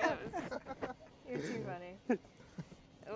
Design inspiration can come from anywhere, folks. I want to know now. This was wiping your rear. Anyways, moving on. Pablo, unrelated to that. Any more Sylvester Stallone? No, I don't need any more Sylvester Stallone knowledge. Let's talk a little bit about Gyre. You did do recently a Gyre kind of Q&A with the community, which is really great, so check that out if you haven't seen it. But just kind of, again, what was the design process, inspiration, and struggles that you had creating Gyre? Yeah, so warframes generally start generally from like 2 different places, either, well, or maybe 3. Sylvester Stallone. Yeah, first Sylvester Stallone. It was Van Damme this time, wasn't it? Then Arnie. So generally they start either someone has an idea for a theme that they want, you know, someone will come up with something that no one has ever said, maybe WARFRAME, for example. Who would do that? No one has ever mentioned that one. No, never. So Okay. someone will come up with that, and then we'll kind of look for ideas for the theme. Others come from like a mechanic. So for example, Nidus came up, like at first the idea was something that pulls enemies together and you hit them. And that's the initial mechanic, and that's where Nidus kind of got started, right? So it was a more mechanical origin. And then there's the last one, which is the folder of magic. We have a backlog. One concept artist, Keith Thompson, that just comes up with the craziest ideas. Got a brain, that one. Yeah, he's like all sorts of crazy things that he's put there. And we have a folder literally with like 20 or 30 different frame ideas that he's just like drawn over the years, and he just like does an illustration, puts a little like text of what he imagines would be, and just drops them there. And you know, that basically every now and then, whenever we need a new frame, I'll open that folder and I'll just start looking around and be like, oh, this sounds cool. And then I just kind of start thinking like, okay, how could they work? What could they do? And if I find that one of them excites me, then that's kind of the one I roll with. So that's actually how Gyre came to be. I love the idea of the skirt expanding with the electricity. I thought it was really cool. Sometimes it's hard when you've been doing this for a while. Sometimes it's hard to not stop yourself when you can see ahead that there's going to be problems. And I saw the skirt and I was like, this is never going to expand. That's going to be a problem. Clip all over the place. You're going to slide and it's going to go into the ground. It's going to be a nightmare. I was like, no, I'm still going to do it. Yeah, we're going to make it happen. You know, so sometimes you just kind of have to say, screw it, and go with it, even if it's not someone else's problem. Unfortunately, you know that talking about the magic of a team, I didn't solve that problem. Jeremy came up with an idea. Jeremy was an effects master, and he came up with the idea of, well, actually, it was, again, a group thing. First, the part of the idea was when they did the character modeling, instead of making the full skirt as it was initially designed, they cut a part on the front and a part on the side so it could actually open. Once that was in there, it was still a problem. But then he came up with the idea, okay, when you activate the ability, it opens upwards, so it's kind of like becomes almost wings, and that solved it. And you know, that was one of those things that I'm very thankful that he figured out, because I was going to make her basically not be able to slide. Y'all like parkour? Not with Gyre. No. So I'm glad that he saw that. So yeah, it's kind of that process of like finding that seed of an idea, which again can be a theme, a mechanic, or you know, a visual, and then from there kind of start spinning. Gyre, kind of spinning around with the ideas and finding. To me, the most important thing with a frame at the end is that it plays different to the others. Right. That's like has a sense of uniqueness, and it's not just. So you know, how are you going to do an electricity frame when you already have bolt? Well, there's many different things that you have to do to kind of separate it, mechanically, visually, auditory. You know, all of those things kind of need to split so that it works and stands on its own. And yeah, that's kind of the trials and tribulations of coming up with frame number 49. Yeah. We got lots more in store, my friends. Tune in to Tunnel Live. Sticking with Angels of the Airmen a bit, we talked about Incarnate Weapons, Kaz, and we're actually talking about this organically. No! About something you might see later on. No spoilers. But we often get the question when we see, especially with the Incarnate Weapons. I remember seeing on a dev stream the question of, how do I even hold that? Like, that just weapon is just so wild looking. Like, where do I put my hands? And is that actually something that you have to think about when you're creating weapons? Like, it's so crazy looking, but you should probably be able to hold this. Yeah, actually that's kind of where we start, because we have so many shared animations for all the different types of weapons. So, for example, the tampas, they have to fit in the hand a certain way, and they kind of glide along the side of the arm, so you can't make any shapes that would clip into the arm. They spin around in certain ways. I kind of broke a rule there with a loop that goes over the top, so if it spins this way, it clips, but I mean, it was too cool. I could not do it. But we do try to respect like the hand positions for all the weapons as much as we can, just so that riggers don't hate us and animators don't hate us. You're like, don't worry, you can hold it normally, even though it's pointy in every direction. It all will work. It's definitely the first step in our process to make sure the character can actually hold it. Yeah. All right, we're gonna get into some spicy DeVary questions. We're gonna see, obviously, Tenno Live is gonna debut finally a live gameplay demo of the DeVary Paradox, the quest. You're also gonna get an in-game experience with the DeVary Amphitheater that will open at 5 p.m. Eastern time. But we're gonna peel back the curtain just a little bit, give people a little taste as to what they might experience later. Obviously, they've seen trailers and such, but Matt. Yeah. Like I said, they're gonna experience the DeVary Amphitheater very soon. Can you peel back the curtain a little bit and describe the design process of a world like DeVary? Yeah, that's an interesting one. I mean, people that have been watching us do TennoCon for the last couple of years have obviously seen DeVary teases. Yep. So it's not a new idea. But what we have had to do in the last bunch of months and over the last year is actually figure out how we're going to make it, you know. So the amphitheater was kind of step one for us in terms of prototyping how we were going to make the world. We had an idea of what we wanted to do, you know, but you know, an idea on paper is different than actually making it. And so we had to do a lot of experimentation, a lot of R&D. There's a bunch of stuff that had already been done from those teasers and those trailers that kind of established a bit of a baseline for us. So we weren't starting from scratch, but the amphitheater level was the first production kind of island that we made for DeVary. So there's a lot of stuff that we did wrong, you know, like in the process, you always, you know, break a few eggs, as they say. Oh, of course. And try to make sense of what you're doing while you're doing it, figuring out what works, what doesn't work. And I think one of the things that has been really great is that the concept art team that we have supporting us did so many great concepts of that stuff. Which you're going to see in the art panel. Continue. Awesome. And so yeah, it gave us a really great place to start from. And then we just kind of built on that. It was a really awesome team of people working on creating the bits and pieces of that. And we learned a lot of really great lessons that we were able to apply to the rest of the DeVary space that we'll see later on. And beyond today, there's lessons that we've learned from doing that. So, you know, it's really kind of cool. It's an ongoing process. You're always learning new stuff. But the amphitheater was that testing ground. And I think it turned out really great. Like I'm pretty happy and pretty excited to see what people are going to think of it, because we haven't done anything like this in Warframe. You know, I think that's really great for us to, if we can be excited, then fans are going to be excited. So that's super important. So I hope that people are going to be as excited as we are to actually show it to them. Yeah, I mean, even going back to talking about Second Dream and like that feeling of like, oh, things are changing. Like I get that feeling from DeVary because it is so different, and we're going so. I mean, I can barely understand time travel, but I'm like, yeah, paradox, let's do it. Let's make it real. It's crazy. Like, visually, it's crazy, and everything in between. It's going to be a challenge. Yes. Like there's stuff that we've talked about wanting to do, and the goals that we have for the DeVary world. There's some challenging stuff there for us to consider and try to you know, come together and try to figure out how we're going to do it. But I know we're going to pull it off, and I think it's going to be pretty awesome. Like I think it'll be a nice, you know, a nice refresher for people who are used to what Warframe has been for the last couple of years.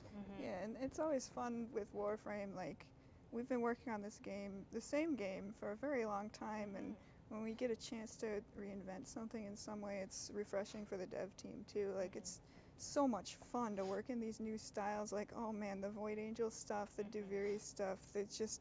It's so much fun to make new things like that. Speaking of new things, without spoiling too much, but we know horses exist in Duviri. They are a thing. We'll learn more about them later. But obviously, one has to ride a horse. There are many ways that one can ride a horse, but perhaps a saddle would be helpful. Yep. What's it like trying to create a saddle, perhaps, for a Duviri-style horse? Yeah, so we weren't sure if that was going to work at all at first, because the horse shapes are weird too, just like everything else. Everything is weird. not an accurate representation of a horse at all. Yeah, they also wiggle a lot, and so there's only I had to find some shapes that would kind of compensate for all of that, and found that something that's kind of back heavy that the players are going to see more is going to look good too. So yeah, something around there. So you can expect some horsey saddles maybe in the near future. Yes. Back to Matt a little bit. While we're not going to see it today, but Duviri, like many of our other worlds, will have a form of wildlife. There is some wildlife you will see, but what you won't see but will exist are fish. I got a lot of questions about fish. I don't know what it is. People love fish. I love fish, but they'll make great floofs. Sanskate, yeah. Fish floofs. Designing a paradoxal, fractal wildlife and fish. Where do you even start? With Keith's concepts. Keith, you're like the Pablo best. said, when in doubt, it's always Keith. The ersatz look of that stuff, that's what we call it in house, and that stuff is so interesting and unique, and it relies on so many different design elements. But looking at them, it's a horse shape, it's a sheep shape, it's a owl shape, but it's not like anything you're going to see in the world, and I think the really cool thing about that, based off of riffing off of what Keith had designed and the ideas that we had for the story of the Duviri, there's it's not a fully realized world, and so there's elements of that play into the environment design, the character design, the animals design, Weapons too, yeah, of course. If we're doing it right, we're taking that idea and we're applying that theme and we're applying it to all the parts of the animal. Hey.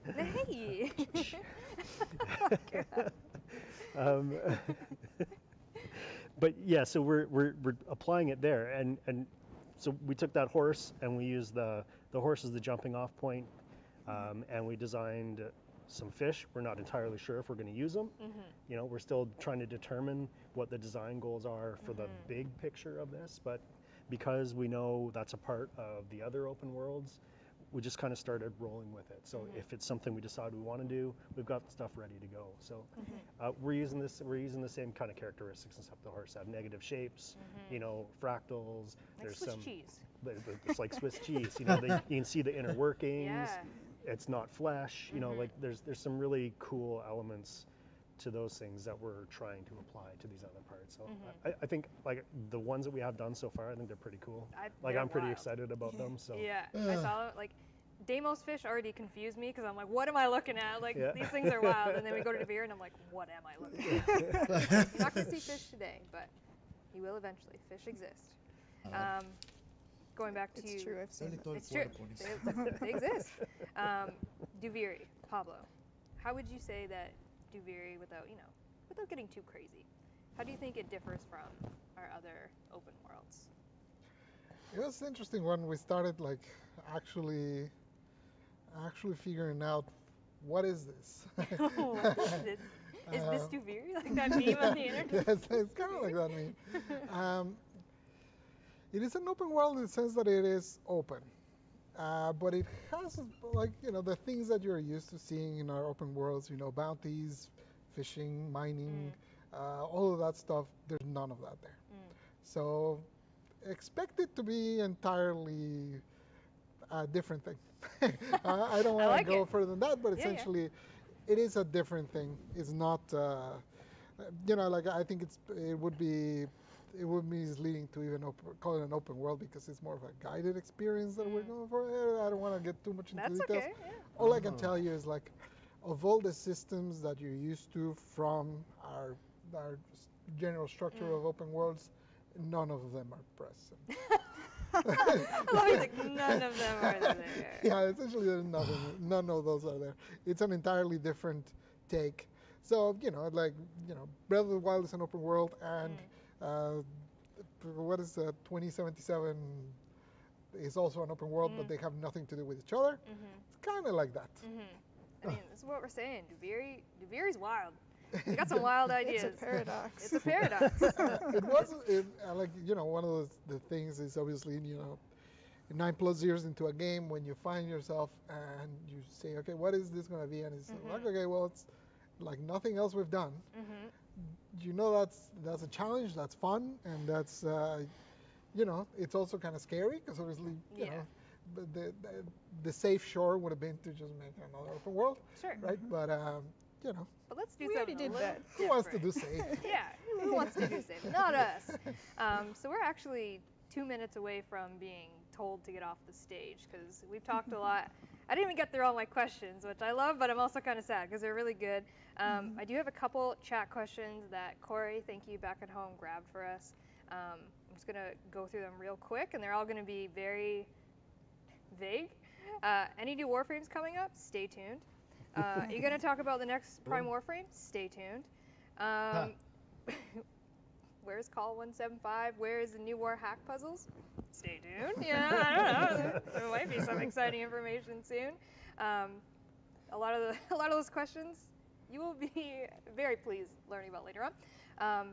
But before we go, I do want to just kind of pick your brain in terms of we kind of already touched on. You have free reign with a lot of things, like everyone's ideas. Give it to me. We'll see what we can do with it. If you could design anything in Warframe, Corn Warframe, Pablo, what do you got? You tweeted about it, so you have to make it happen. I'm just saying. If I had free reign and infinite budget and stuff like that, I would love to make tools to allow players to make missions. That would be like a Super Mario build your own level. Whenever I see like the creations that people do with the dojo, I'm so blown away whenever I see We'd have so many dragons. I saw one sí, está lleno de dragones en los dojos. Dagobah or something. I saw it in the community channel link today, and it was awesome. Yeah. Whenever I see those, I always feel like, I wish that could be turned into like a player-made mission that people could play, because I think they would come up with really cool stuff. Unfortunately, it's very hard. So. We've been talking about that for so many years. Matt, free reign, what do you got? Oh my gosh, you should have prepped me for that question. I'm going to steal Pablo's. No. All right. It's interesting though. That's a really that's one of those things that we've talked about for years. That would be so amazing to do, and then it just is so daunting a task to think about actually making it work. It's just it'd be really cool. Actually, I think I get a thrill when I see those player-built dojo compositions as well. I'm just like, how the heck did somebody think to do this and combine it in that way? Like it's just, it's really amazing. Gaz, free reign, quick fire. I want to make a glam rock frame. Oh yes. Oh yeah. Does it have corn involved? No, I'm just kidding. Maybe. Possibly. I mean, Korn's a band. Okay, okay. All right. Unfortunately, we are out of time for our live dev Q&A. I know, Dean, you were frantically waving at me. I'm so sorry. Thank you so much, Kaz, Matt, Pablo, for coming to this crazy stage and answering my cues with your A's. I appreciate all of you for being here. I'm so excited to show the work that you all have put in for Duviri. I'm very excited for them to finally see what the heck we're talking about, because we're being very vague. I know it's painful, but all will be revealed at 10 Alive. Next up, we do have, I believe it's the Art of Warframe panel. Daniel Sokolowski is joined by some really awesome people to show you never before seen stuff. So enjoy, thank you again, and we'll see you at 10 Alive. Hey everybody, Megan here to let you know that by watching this year's show on Twitch, you're going to earn yourself some incredible free items if you have your Warframe and Twitch account linked. Watching TennoCon until 5 p.m. Eastern Time for 30 consecutive minutes will reward you with both the Veracruz Warfan and the Renala Sugatra. But that's not all. Tune into Tenno Live between 5 p.m. and 7 p.m. Eastern Time for another 30 consecutive minutes, and you're going to earn yourself a free Titania Prime. That's right, a free Prime Warframe. If you already have your Twitch account and your Warframe account linked and received drops before on Warframe streams, then you're all set. But if you've never linked your Warframe and Twitch account together, simply go on over to warframe.com/Twitch, log into your Warframe account, and follow the simple instructions to get set up. And that's it. Enjoy the show. Taylor! Oh, Taylor, I just realized I'm a Bolorilla. Girl, you look great. Thank you. I'm a sand pancake, but I'd rather be a waffle. You want to see my tricks? I gotta make room. I can't reach it. Boom. You it. And you can buy us on store.warframe.com as TennoCon merch. What's TennoCon? Oh boy.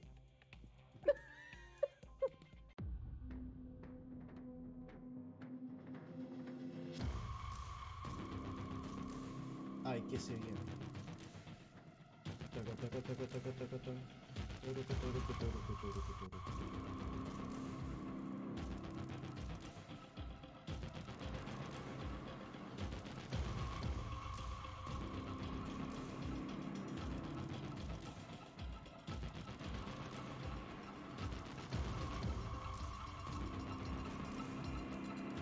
Viene el segmento de arte de Warframe, que creo que es mi segmento favorito. Amo el arte de Warframe. Pero bueno, mientras vamos ahora a...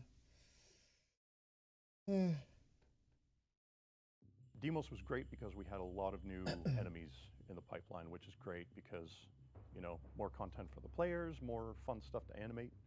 The designs in Demos were so interesting that it was really, really inspiring for us as animators. It's important for enemies to be able to cover a lot of distance. In this landscape, which was different from others, is like the Jugulus. It could literally pop out of the ground almost anywhere. The jump scare moments are always fun to do, to essentially set the player up. And I think some of the enemies that do drop from the ceiling in this case, and it allowed enemies to kind of ambush the Tenno. With the Infested, you kind of get, like, they're a lot more instinctual. You know, the Therid, for instance, or the Leaping Thrasher, that long, sloppy arm. It reminded me of, like, if you've ever seen an octopus walking on land. It's hard because there aren't a lot of real-life examples of things that even look like that. So you kind of have to take where their weight is and how they would lumber through the landscape. But when you get a faction like the Infested, they're so different. To create the day-night cycle, Fass is up in the air and then Vom pops up. That's the signal that the day-night change happens, and because of their sheer scale, you have to slow the animation down like so much. The team just, honestly, I think they really faithfully created a world that did the Infested justice. There is one enemy in Demos that it's the giant floating orb that spit enemies out onto the ground. If you look closely, the little mouth might look familiar.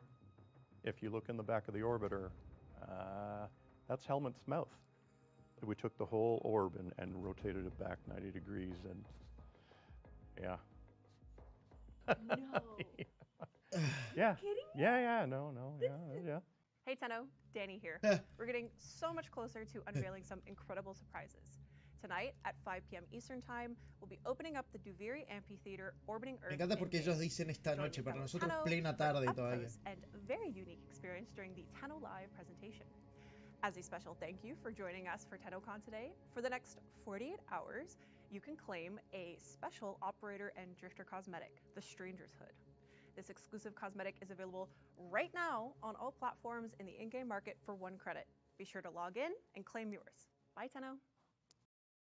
Ya está reclamado. Recuerde, gente.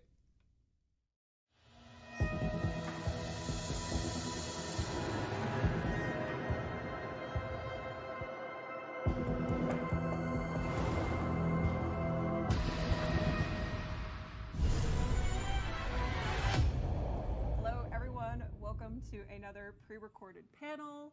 We are going to be setting the stage for the Duviri through the art of Warframe. My name is Danielle Sokolowski. I am your panel host, and I am joined by think that's the first time I've heard it pronounced. My actual last name, I was Sokolowski. always like Soko. Now you know. Oh, wow. Now everyone All right. knows. It's good to know. Usually everyone just calls me Danny, which everyone can do here. I won't put the pressure on you for my last name. Yeah, I think that's it for me. But yes, I am joined here today by 3 wonderful panelists from the Digital Extremes art team. Might as well start over here with Eric. Hi. Hello, Eric. What How do are you you? do at DE? I'm Eric Vedder. Eric And Vedder. I'm the lead concept artist. Where do I look? I look over there? I'm looking at you guys, but yeah, lead concept artist. Lead concept artist. And Jeff? I'm Jeff. I'm art director, animator guy. Awesome. Yeah. And Carrie is here as well. Hi, Carrie. I'm with the environment side and the art and all that sort of stuff. He does more than that. A little bit, He but does you more know. than that. Kind of does everything. Yes. Yeah. So today, actually, before we get into all of this, I want to thank Sarah from the community team, who is actually here today. She's going to be assisting us with presenting. Thank you, But Sarah. big thank you to Sarah Thanks, for Sarah. helping put everything together. And a big thank you to the art team, of course, who they're not all here, but we love our art team, and they do some incredible work. I also have to give a massive spoiler warning. We will be going through the new War Quest and spilling all of the beans on that. So if you haven't played the new War Quest yet, you have been warned, or even Angels of the Zariman Quest, just a heads up. But speaking of the new War Quest, did you guys know that over 1 million players have started playing the new War Quest? Wow. And we're actually we're very, very close to 1 million players having actually completed the quest. Wow, that's awesome. Yeah. That's wow. I just learned this the other day, actually from Pascal on I think our I got team. goosebumps from that. That's cool. Yeah. Actually, that's my first question. How does that make you guys feel, knowing that the quest you created has been played by so many people? Amazing. Yeah. Increíble. Amazing and surreal. A little scared. I mean, it You don't have to go into every living room and ask for details, so. It's a great quest. It's awesome. Yeah. So it's just really Sí, cool. está that everyone's tremenda. getting to see all that. Yeah. Realmente It's hacen kind of justicia. hard to believe because it was released last December. It feels like so long ago. Yeah, it honestly does. 2021. So yeah, thank you to everyone who's played it. I think also just the triumph of doing that quest in kind of the COVID remote situation was really daunting, and the team just kind of killed it. It was really impressive. Sí, We're gonna realmente go han hecho un through some of the art trabajazo for the new war tremendo. that you guys wouldn't have seen yet. So on our path to Viri, we released the new war, of course, which, as you all agree, was probably the biggest cinematic quest to date, and a huge effort from the whole team. And I thought we'd kick it off with a look at some of the animation work that went into that. So let's have a look at that. Oh, poor Tim. I love it. He's seen better days.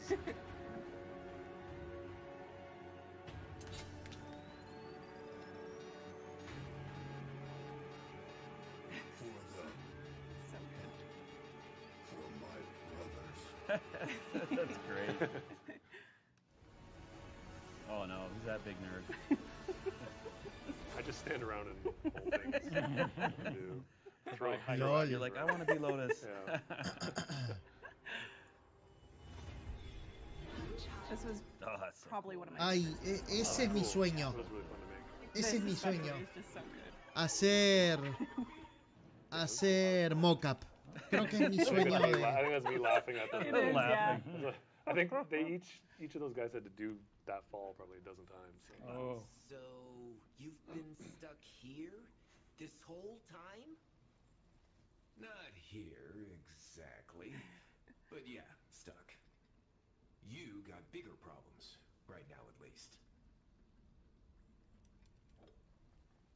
This one was cool. I think we actually ended up using the very first take. They just acted out Really? the entire thing on the first go. We ended up using it. Tim even ad-libbed hands on the head. Yeah. Like, It's great. Which is such a it's fan moment. Yeah, that's Yeah. That's full of spoilers, eh? Yeah, I told you. I said, baby, we're spoiling some stuff today. Me shoving Jay.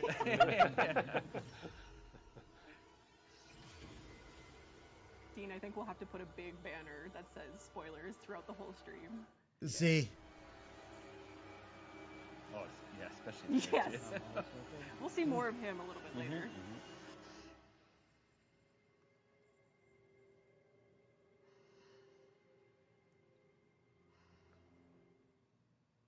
Those mats come in handy. There was a lot of this. The amount of fall animation we have is... So that was just 2 Crazy. minutes. Just 2 minutes of animation work. Yeah. And I'm curious, in total, how much mocap footage you guys you think you got for the new war? I don't know. I couldn't even tell you, honestly. Like yeah, because we record so much and we kind of cut up and splice different parts of it. Except, like I said, that dinner for two, those guys did it. We just used the one take they did, which was amazing. It was, I don't know. I can't like. Just the sheer amount of animation that the team did, like to get it out was. I'm still kind of like in awe of it, to be honest. So. Yeah, I don't know the actual. I'd be curious to find out actually. Yeah, maybe we can find out and Dean can put it as a ticker that goes about the actual like minutes of mocap we have, because I would be kind of fascinated to find that out. I do want to point out that I did originally credit Jeff in the video when I first edited it, and I showed you as a mocap actor. I think you called me a performer. I did. Well, let's say you made a great Lotus, so I felt like I should still credit you. I'm just a big prop that they need to hold on to something or get thrown around. So I don't know if that's really fair. I get paid to be a bully during mocap sessions. It works. So, yep. It works. It's interesting too because it's clear our animators are not just animators. As you saw, there's Jason and Tim, and they're on our animation team, but they're also performers. They're actors. So how does that ultimately affect the final product of a project like the New War? It helps a ton, and moving forward, we've actually even had more of the animators step up and do more of the acting themselves, which is really cool. Yeah, it's hard. Like a lot of people think you do the mocap and you're done, but the amount of animation and keyframing work that goes into it to make the performance have really good pacing and exaggerations. They usually end up keyframing the hands entirely by hand. Same with the face animation. Right. But there's so much editing and like kind of artistry that goes into it. It's a really good template for a foundation to build on. But yeah, the amount of keyframe work and artistry that goes into it to kind of get the performance out of it as well is it's huge. impressive. Going back to kind of speaking on characters, we of course in the mid section of the quest are greeted with the Drifter. So we don't know who this character is initially, and then all of a sudden we're playing as them. So we have some early concept work. Actually, Eric, this piece here. Muy bueno ese what were the concepto. early thoughts on the Drifter's overall appearance? Well, I spoke to Jeff about this, of course, in depth, and and the Kamiki brothers too, which you'll see some of their stuff too coming up. Just kind of like a haphazard collection of parts, because we didn't want it to. You want it to feel like you're playing a Grenier, but not like kind of pieces of it. So yeah, I just tried to grab like the knee pad for the helmet and stuff, and I was like, oh. Well, actually, that was the original idea that we pivoted because Steve ended up liking the kind of the main Drifter look more than. So the original idea was to start this quest out as the Grenier cosmetic set. Oh, which we actually do have. And then we were going to do it the opposite. Brother. Oh, yeah, I see. we were going to do the opposite. We were going to offer the other one later as an option. I see. Okay. Yeah. But we reversed it when like Steve liked the impression we made. But we thought when you start the mission, you'd be playing like as Eric said, a Grenier. I do want to point out that the melee weapon strapped in the concept here was swapped out with the sheave, a ferocious melee weapon, as we all know. Any creative decision making there? Time. The creative decision was time. Time. It's always that is a good one. Hey, look, this exists. Done. And then ship it. Yep. And then this next one here is ultimately what we are familiar with. Correct. So the poncho. The poncho. Yes. Love the poncho. Cool. Yep.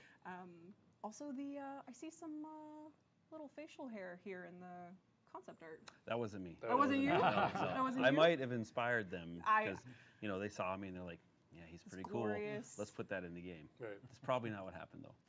But it brings me to another question. We talked about this on the dev stream. The beards, the facial hair. Are we still doing? Is that still planned? Yeah, there was actually an update going in. When do we film? Do we say when we're filming this? Yeah, I mean it is pre-recorded. Yeah, we are filming this. So what is the date? June 22nd. Yeah, so just a few days ago I saw So check it. Continuing on with key characters, our friend Era. Well, turned friend, I guess you could say, because when we're on Pergasa in the new war quest, Era seemingly saves us as we're going on to the last Archon fight. He seemingly perishes. At least that's what we think happens under some debris and rubble. Yep. But he will be returning in some form, but maybe not the form that we are. Seems like he really lost his head. You're waiting on that one. Like 15 seconds. Now's my chance. Now's your chance. So we have this new Archon concept here, which is just, I mean, what can you say about it? It's just Está it's buenísimo. kind of unreal. Está re buena onda ese the Archon. model for it as well. If you want to go to the next one there, Sarah, yeah. Teeth, lots of teeth. Yep. Terrifying. Is there anything we can say about this without really saying anything? I think it's pretty clear. If you have played, no, but I do remember, and I appreciated also that some people were a little disappointed with Era's resolution in New War, and a lot of that decision was around scope and time. Unfortunately, because we did, it was a hard cut we had to make. So, but yeah, we're trying to fulfill that. Right. Now, fully up. So we're bringing him back in a big way. Yep. Awesome. And you'll get to see more of this new Archon in the future. But yeah, getting back to the quest, after we defeat the final Archon, we get to the final showdown. This is of course, the climax of the quest. This is really it's surreal, honestly. Yeah, Craig did a great job. Yeah. Just an insane stage. And when it comes to such like big stage moments, what are some of the goals in the environment art to evoke these very powerful, emotional scenes? Well, I think there's a bit of like a hierarchy to the whole experience. Like there's Egyptian pyramid vibes, which ties into a lot of what he has going on as a character at that point. Right. You want like some connection to what we've shown in the previous sets with the sentient surround, but then he's made it his own, which is, I think, pretty important for a character to get the opportunity to put a stamp on the world. And then you're going to be blowing it up. So that's kind of an important thing to try to factor in there somewhere too. So how your silhouettes will go as it gets pulled into a black hole.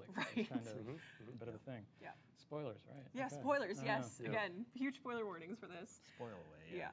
But it was funny, Sarah and I as we were putting the panel together, we had a discussion about how it just feels like as the stage is crumbling around you, so are the relationships that are playing out in front of you with like Ballas and Lotus, yourself as either the operator or the drifter with Lotus and Ballas, and it's just utter chaos. It's a lot. It is a lot, yeah. It was very heavy cool. and just very cool, and this piece here is just, it's stunning. Of course, Craig so just, doing incredible. This really helped with the production, because it was a hard thing to figure out. Like everything all the motifs that you kind of listed off was intentional, and just kind of figuring out how to best kind of stage that and have the progressive kind of collapse of this, while you were playing was pretty hard to implement. It came in pretty late.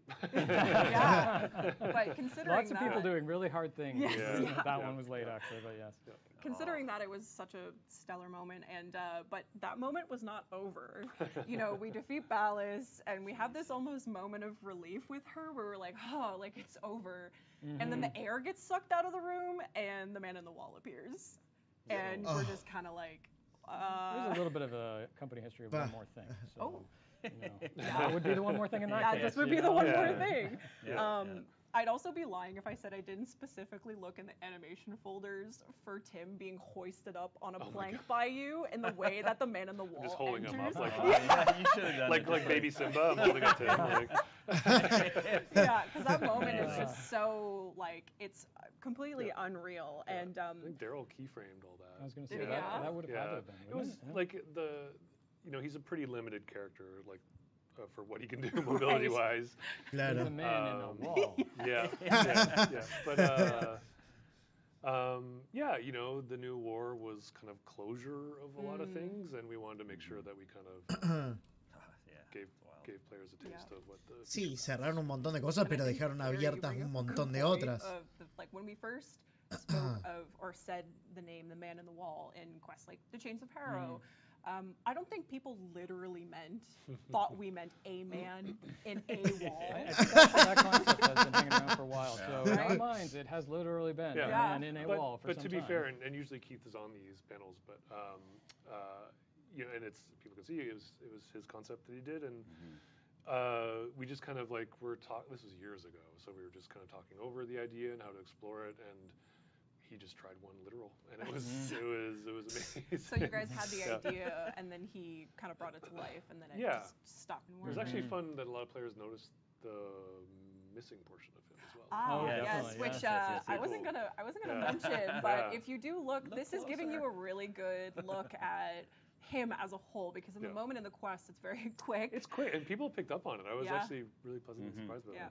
So from the time that the concept existed to actually seeing him in the quest, there's a lot of lore that kind of happened in between that point. So, you know, the Red Veil calling him like the lidless eye, and Albrecht and Trotty's stories of or his encounters of the Man in the Wall. So from those aspects, did the concept to the actual creation of the Man in the Wall, did that change at all with those in mind? I think, I don't want to speak for them, but I feel pretty comfortable saying that stuff, like we had committed to this. I see, okay. So we had committed to this, so they used it as inspiration for a lot of those ideas. The only thing that changed, which I think we're going to get to later, but you know, the original idea that Keith pitched to this was that he kind of formed his wall of, if you go back to the original sketch, you can see a Grineer ship in there.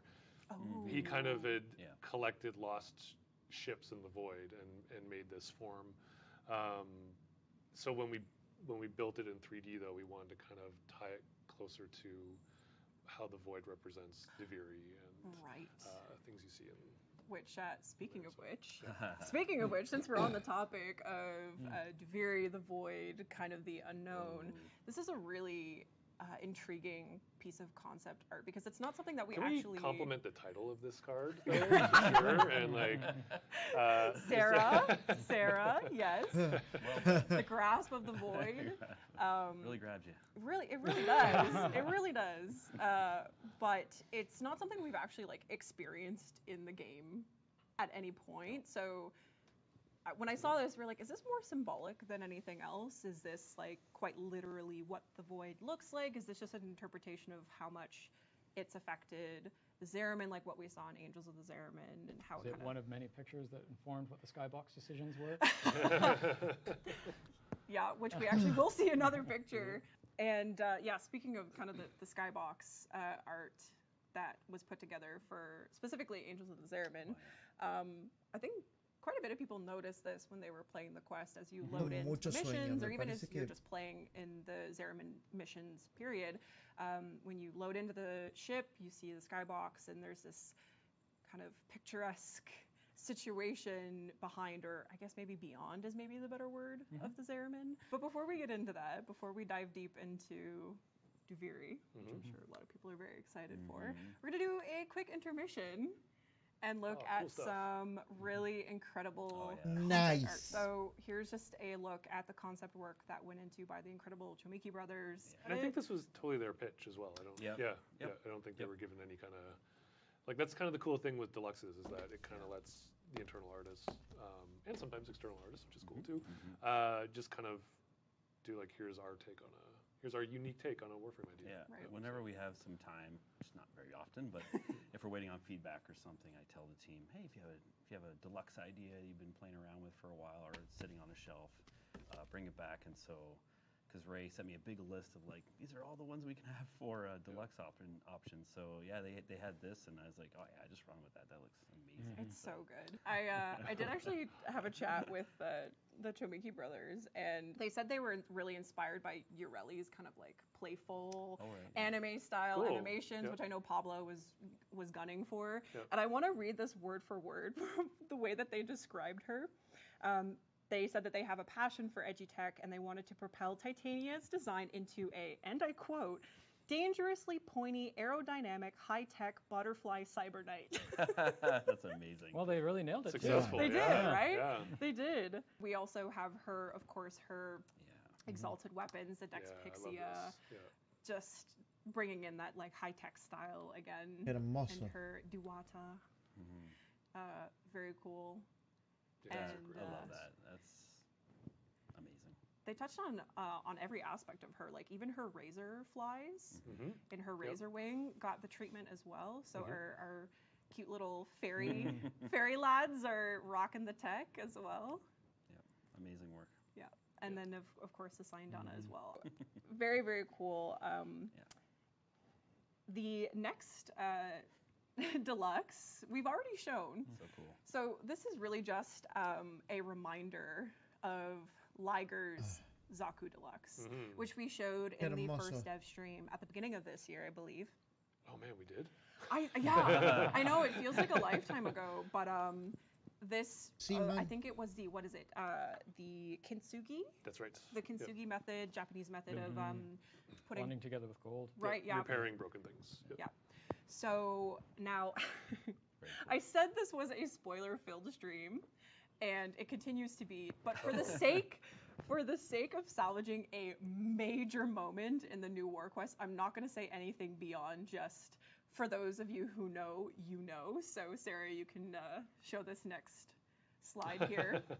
So for those of you who know, you know, but this specific cosmetic will be coming in the Zaku Deluxe collection, which, of course, again, by Liger, it's just, I'm so excited. Yeah, and this was Liger getting inspired to offer this kind of cosmetic choice based on how things go. Yeah, I made this pitch and then they killed it. That's awesome. Yeah. Amazing. And Liger also let me know that there was a lot of inspiration from the kind of Duviri stylings as well. Yep. So really lovely plays into that theme. This isn't the next deluxe coming out, just to be clear. This is just in progress on Zaku Deluxe stuff, since everyone was very excited about that. You know, it wouldn't be a... ¡Oh, sí! So, ¿Cómo andás? Is our next Prime Warframe. ¿Qué canales?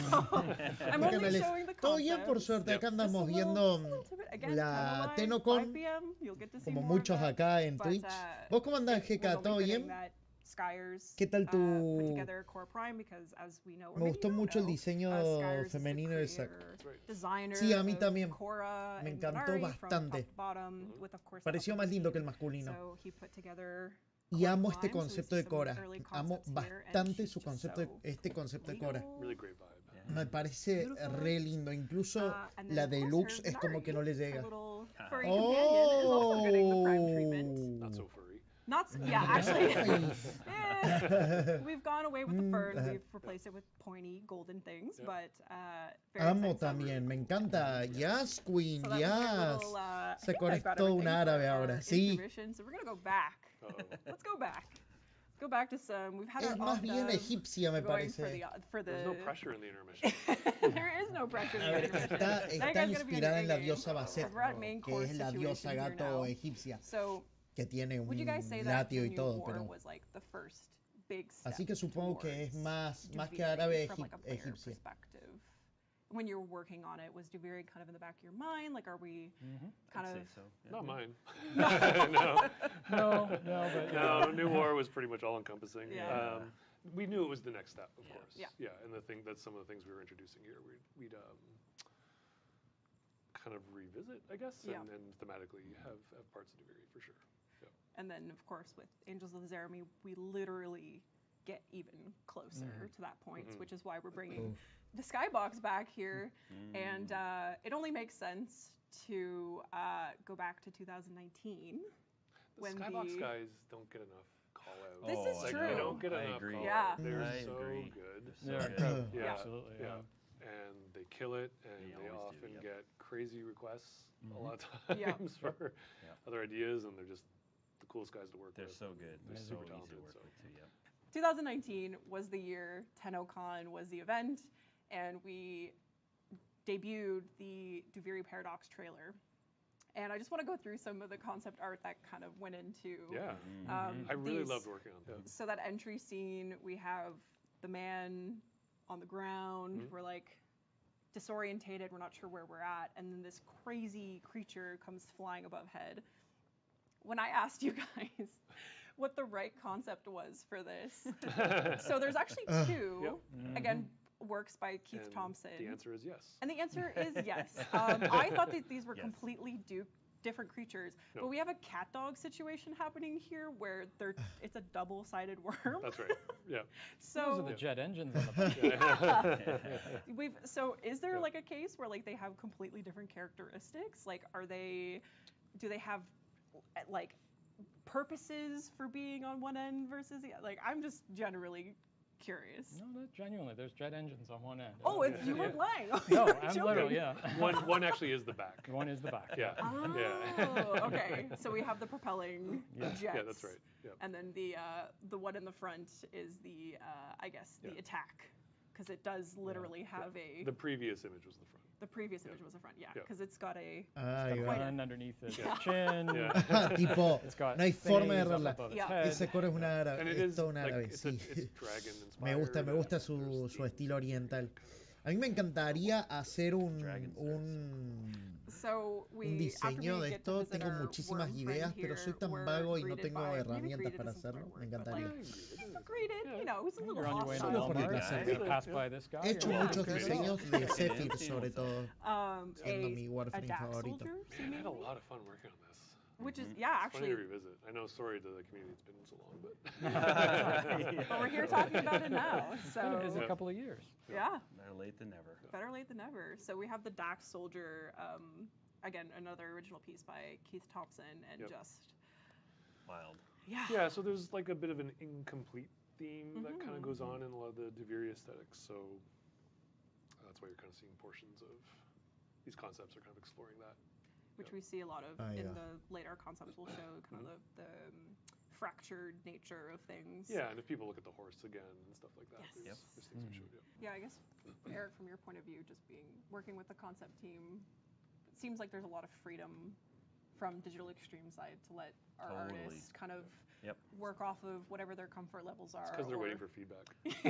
We're waiting for feedback 24/7. So lots of iterations happening. So much exploration is happening. No, I encourage everyone to what's so great about Warframe is that we want everyone's kind of unique touch and ideas to things. So, as Jeff said, some like very detailed concepts work from others. We encourage kind of creative freedom in a way, right? So within time frame. Within reason. Of course. Yeah. That's always the tricky one. Yeah. But it's fun. It's I always say it's the best job in the industry. Sorry. we get to have a lot of fun being creative in this game, and the people here that make it. It's awesome. So it works, right? So. And God, I still love this is cool. just so the Dax, of course, riding the Kaith are just. Still love this. Can we get sculptures of these? Like please. Why haven't all the different iterations of these? They're Can so we get beautiful. like those like the toy you put a coin in and the pony and it rocks? Can we get one of those in this style? So I don't know if it'd be comfortable though, but not at all. So yeah, the mount that the Dax is riding is this Kaith here, and we've only seen one variant of it just from the trailer itself. Right. There's actually 3 variants. There is. And all beautiful. They're all just so stunning. Oh, yeah, man. So cool. Sorry, I just get lost. Hermoso. It's so interesting that like there's so much Hola, Hika interior anatomy, and usually that's kind of like horrific, skeletal and stuff. But there's such a beauty, like a combo. It's just like Hika blended so Pikubek. well, and it's amazing. Hika Pikubek. Ahí va. Probably not the funnest to say. Ahí No, a little more ¿Ves cómo va todo bien? Bienvenido Yeah. o bienvenida. Estamos acá viendo la Tenocon. Case of when translating concept over into what could actually I work. think these ones are so intricate. You'll find the models are very close to these concepts. Cool. Yeah, I think just because the complexity of it and just kind of how detailed they are. Sometimes a concept is like it's so clear, you know, and the idea itself is so abstract that they just kind of are good to kind of follow from. Right. So when people first saw the mount, in the trailer. The first thought immediately, because we love mounts in general, or any modes of transportation in our game. You're really going to steal the thunder of the show. I'm only showing certain aspects of it. Are you approved to do all this? I was approved. I think you snuck all this in. I promise. I think you Maybe I did. You got something Maybe approved. a little bit. Maybe this will get edited. You and Sarah went rogue. Yeah, Sarah was peppering in things. But yes, this will be a mount. We have If you're showing what I think you're showing. Some aspects you of it. are, oh my god. Ay, qué hermoso. So yes, you will be able to ride these beauties, ride the beasts. Amazing. And yeah, we have K drives, we have arc wings, and now we have mounts. Man. Now we have mounts. 100%. Oh, me encanta. The animators are. Fantastic. This is all hand. Me gusta, me gusta. And Jeff was really excited about getting a horse into the mocap studio at one point, but nobody Were wanted to do the show. No. Okay. Our mocap room isn't that big. It'd be incredible. Someone would be getting kicked for sure. Someone would definitely be getting kicked. Yeah, like the animation on that is beautiful. And that's only a snippet. There is like anytime, I think I've talked about this before, but anytime we do mobility animations, things that have to like have movement driven animations, it's just a huge library of work. And so that's just a taste, but it's really. So how does that go? Because I mean, you're making little small snippets that get stitched together in the game, and like, how does an animator do that in their head where it flows? There's a lot of back and forth. There's some new systems coming in for this as well with Daniel on the AI side and the animation driven kind of movement. So it's a lot of collaboration. You know, like a lot of. It's kind of like taking a lot of pieces of movement and then in the code they stitch it together. Interesting. So when we get to the end of the 2019 trailer, we have the title. I really love that trailer. I don't watch it again. You should. It's great. You guys did a great job. Fantastic. We're met with this very kind of shrouded character in the back, and we're all wondering, okay, who the heck is this? And we have some concept art of this particular individual, who you will learn more about. And I don't think we will say much more than that. But Dominitus Thrax is here. And there's quite a bit of significance in the mask. Like, that's definitely something that you see often, like not just only in our promotions for Duviri and even for this year's TennoCon. The Duviri theme is very much centered around the mask. And was that a significance that was pulled from Keith's concept here that was decided on, like from the team? Yes. Yes. Yeah. I think the kind of ideas that he explored that we wanted him to help us visualize. The mask was all him. He kind of threw it in there, and it was just such a strong element that we kind of built on it. You know, we kind of rethought the trailer itself actually to work around the mask. Kind of like we were already in progress, and then we kind of pivoted because we liked the element so much. Very cool. Yep. So now we get into the cool. All of this has been cool, but here's the extra cool stuff. Our Duviri exploration of the landscape itself, and let me tell you, this is only a fraction of some of the pieces I saw. This is so old. Man, there's so much stuff. This is the first stuff Mike Sabolge and myself, we were exploring this stuff. As you'll see, I think the next one's Mike's.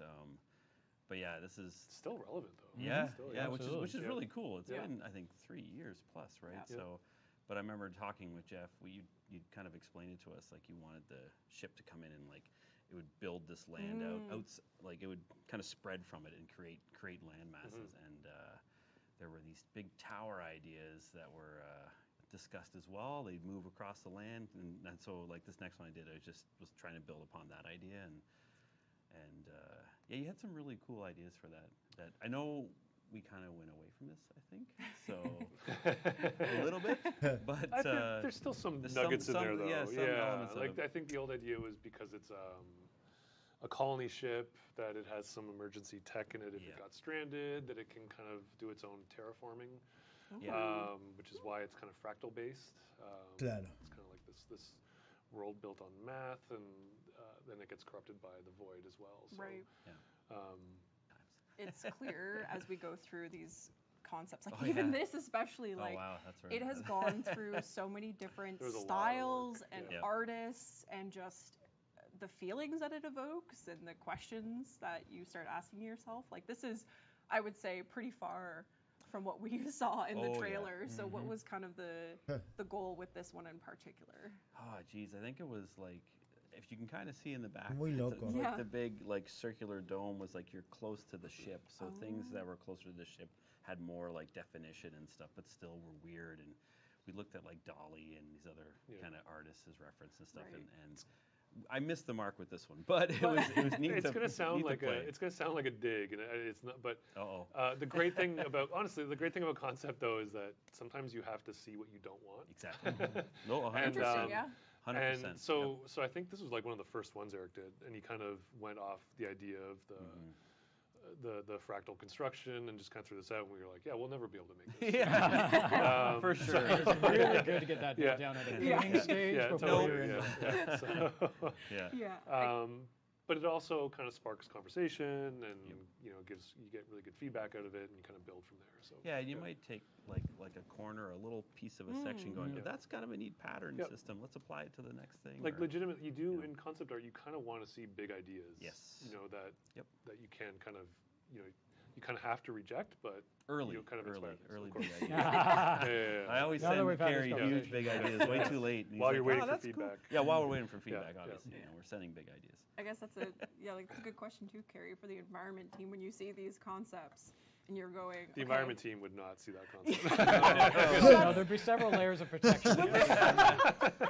They're hidden in my folders, and sometimes other people get them, and I'm like, why are they building from that? That's not allowed.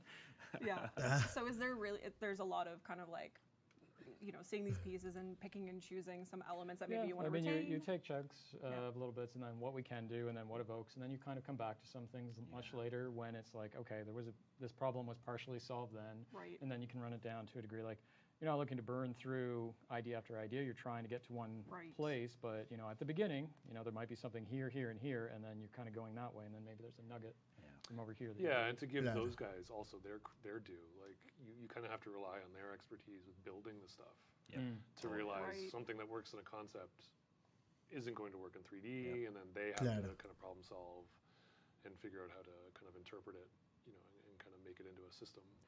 Here we actually see something that is more in line with what you actually experience in the trailer, and I think I would say is probably we're getting a lot closer here to what Duviri is ultimately panning out to be. Well, this is still old stuff. Oh, is it? Which is hilarious. Yeah, this but is again, that actually goes back to the prior point, though, where it's like this now has relevance again, right? Still when you get a really iconic moment, like you can tell yourself the hero's journey when you look at that, right?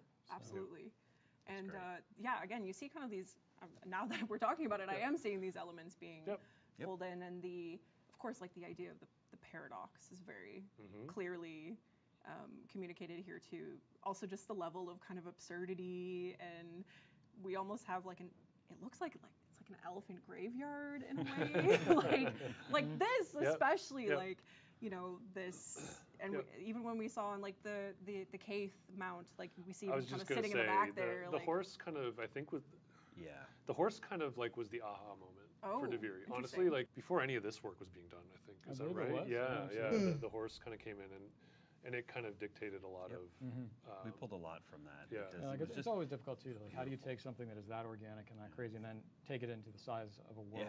Because it's like it works at this size, and then once you start to walk through it, how does it work out? That's so interesting. Just from that one piece, you can build an entire it's a build world language. That's awesome. Oh, speaking of graveyards, I don't know how else you could. Well. Look at this. Good stuff. Yeah. This is amazing. Sabol did a lot of work on this stuff. Yeah. It was so talented. Yes. Honestly, but then there's actually vegetation, and these studies are so interesting to see kind of the nitty-gritty elements that go into building up these spaces that are just so vastly different from one another. Me encanta la alineación perfecta que tienen los elementos. Even though you haven't seen a lot of it, color is a very important role in Duviri. But even when we were exploring the trailer being heavily black and white, you're still looking at it in color, before you. And then we have something like this as well, where I think that this is really interesting too, because even for me as a player, this for me is the first kind of sign of life beyond what we've already seen in a way that's so different. So the amphitheater. Wow, really? We are. ¡Ay, qué Which is a hermoso! place you guys will be going to. This is where Carrie starts to shrink. Just disappears into his chair. Yeah, Tenno Live is the place to be. If you're in game, this will be where we have our kind of live event moment. Is that how you spell it? Amphitheater? Probably not. Amphitheater? Oh, I forgot an H. Amphitheater. It's like amphitheater. I have to have a spell check on that one every time. So. Yeah. Again, another kind of sign of life, I guess, on Duviri, or, you know, amphitheaters generally a place of culture and entertainment and presentations, which, again, is a great spot for us for our actual presentation during Tenno Live at 5 p.m. And what was the kind of design process for, like, building a stage specifically for the event? Is there any, like, particular significance to this location as well in the Duviri landscape? Wow. Choose your words carefully. And I am not going to be able to tell you very much about it.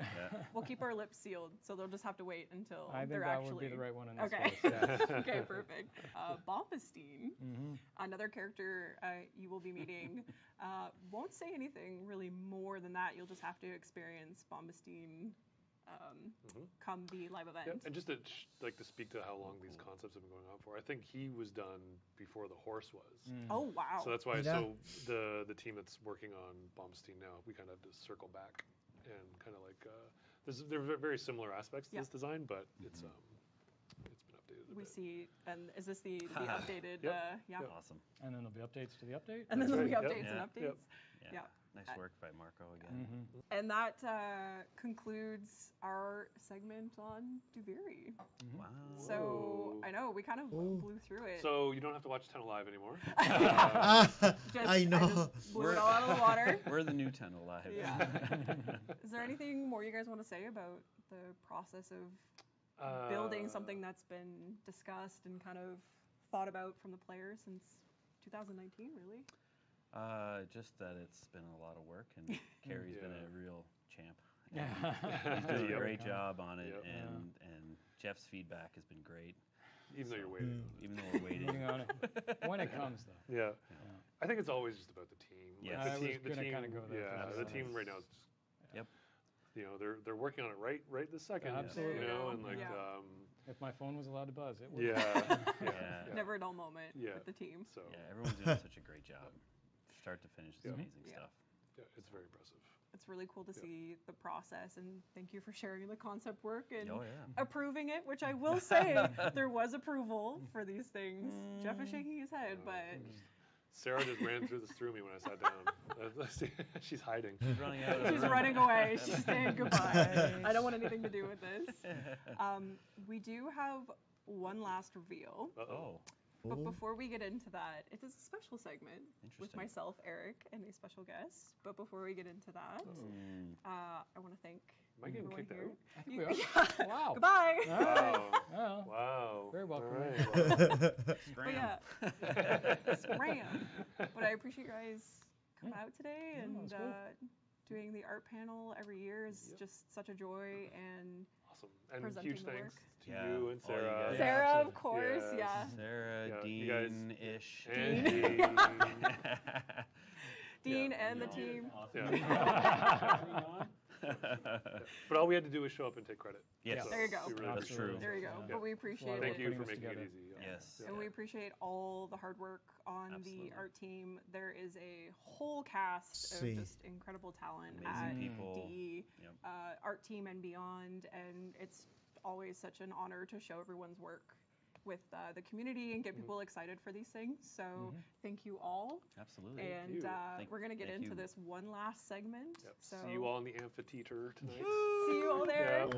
Thanks for watching. Actually, keep watching. We're not done yet. We're not done. We're not done yet. One more thing. One more reveal. What's happening? Ever since we put out a survey earlier this year, I actually think it was the beginning of this year, about the WARFRAME experience. And we had a very specific question in there that was, we have fairies. If you didn't catch it. Yeah, if you didn't catch it. We have fairies, we have necromancers. Would it be nice to have a werewolf theme? and unanimously, everyone Oh. said pretty much yes.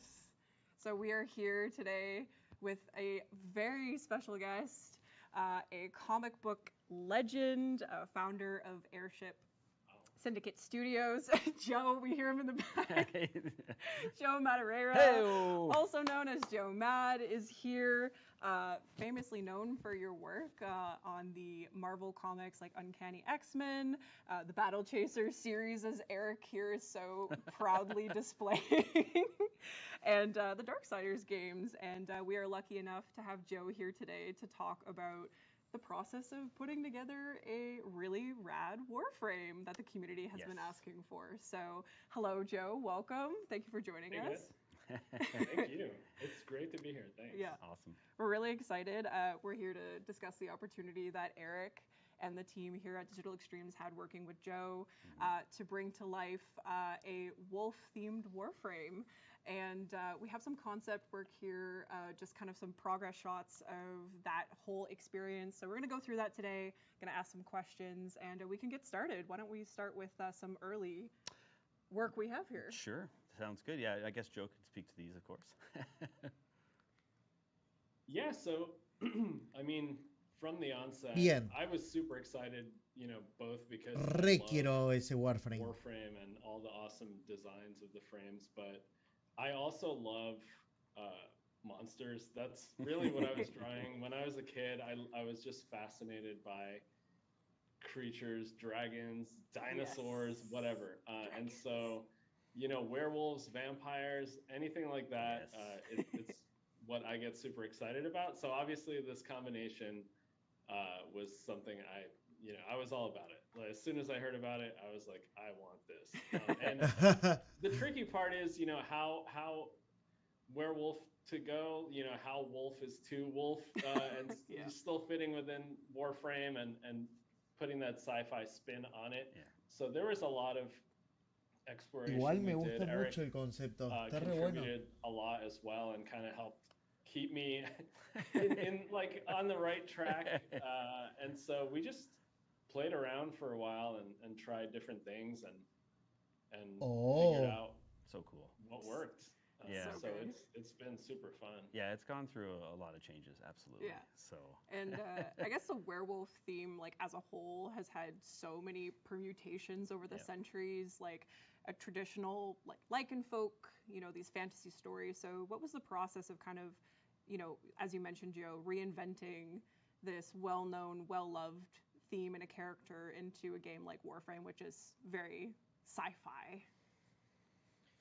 Yeah, so I think on the very first few, we went very werewolf with it. You know, like taking into account the gameplay and design stuff, we just, it helped rein us in and, you know, it's like, how could we turn fur into armor? How do we keep the shapes that will convey sort of like a canine creature aspect? And then I think one of the things that we struggled to initially was the claws.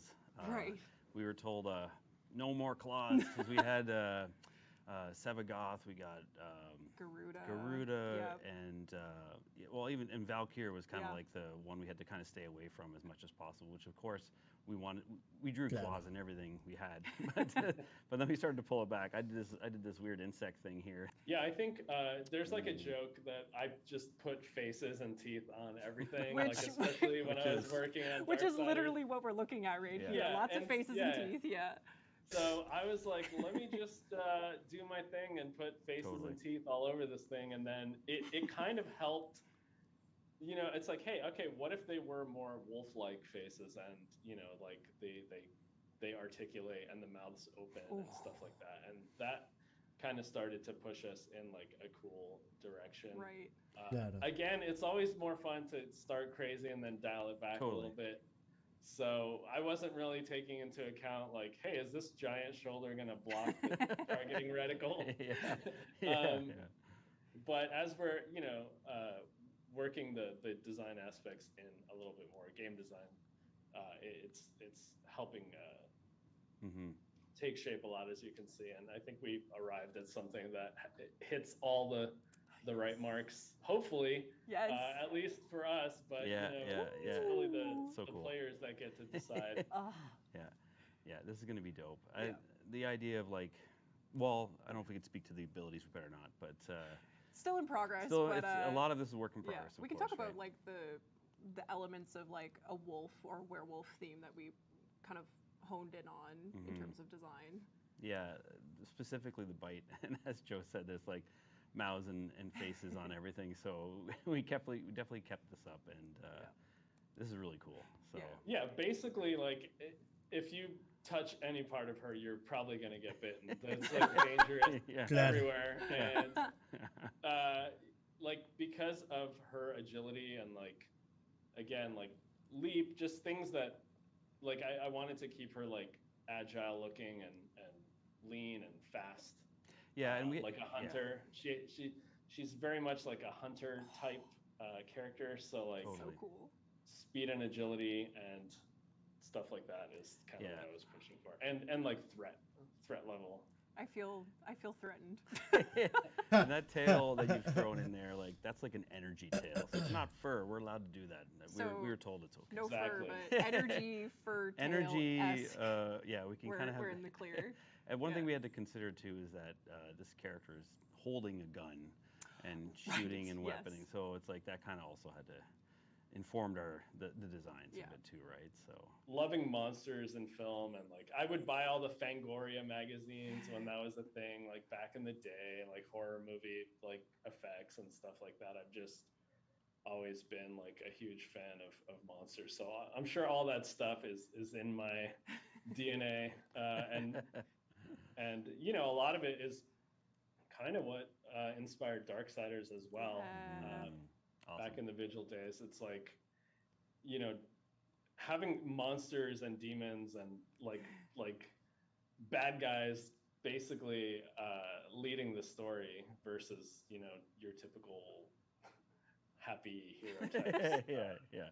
Like it's just like a theme that I love, and I like gray characters and evil characters and tragic villains, and so monsters are just my thing, and so all of it really inspired this. Obviously, we're not going to do a typical werewolf approach. Warframe never does the typical stuff, so the spin on it has been really cool, and I'm pretty excited to see where we go with this. Yeah, so I am very excited. This is so cool.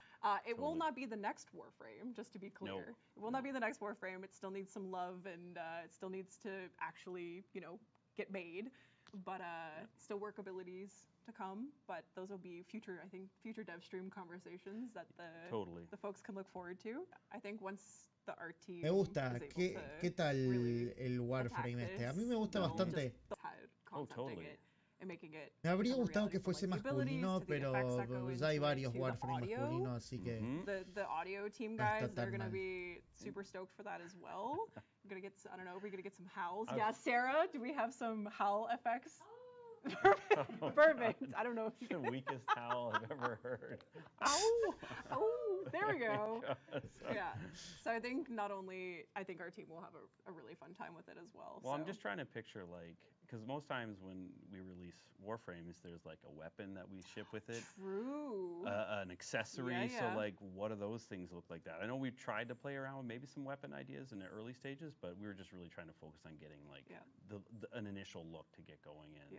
But like, I'm just trying to think of like what else are we shipping with this and how we can add to all that. So more work for Joe, which I'm trying to get doing. So it's gonna be good. Thanks.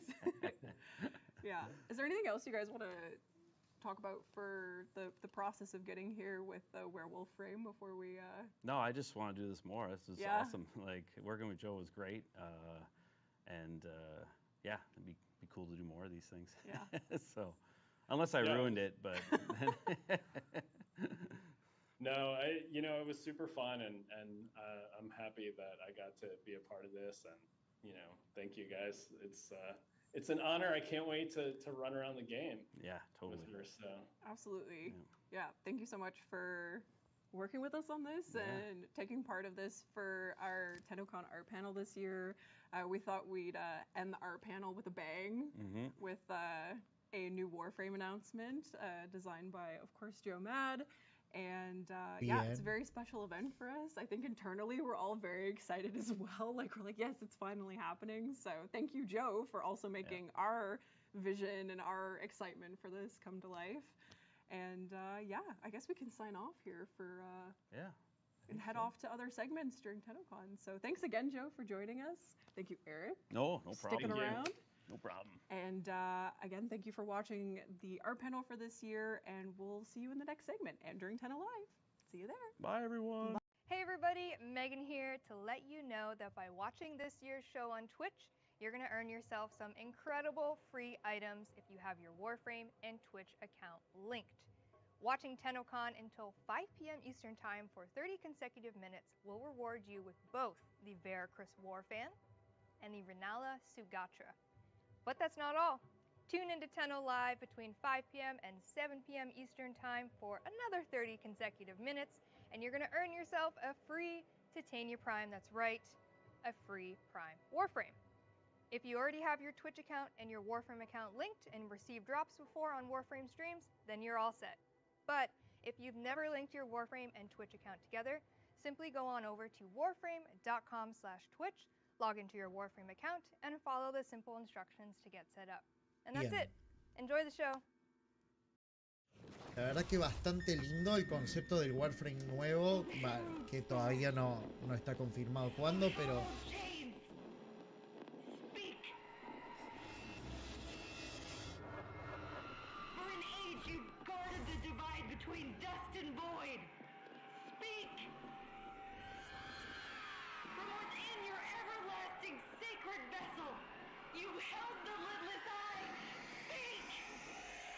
Oh.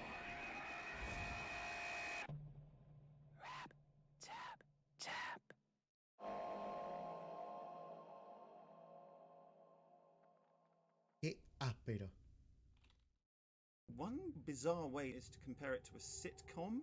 In the case of the open worlds, there is an external ongoing situation in which the characters are embedded. The situation doesn't necessarily change, and the story comes from the way the characters respond to it and to what it is doing to them and to each other. It's really about getting all of the backstory thoroughly. Voy a cortar un ratito el streaming. The story of the setting is, and then you proceed from that to the story of the individuals within it. In its simplest possible form is make me care what happens to the characters. Because if the character isn't in trouble, if they're safe, then it doesn't spark that innate human concern that says, I need to know more, I need to know if this being needs to be helped.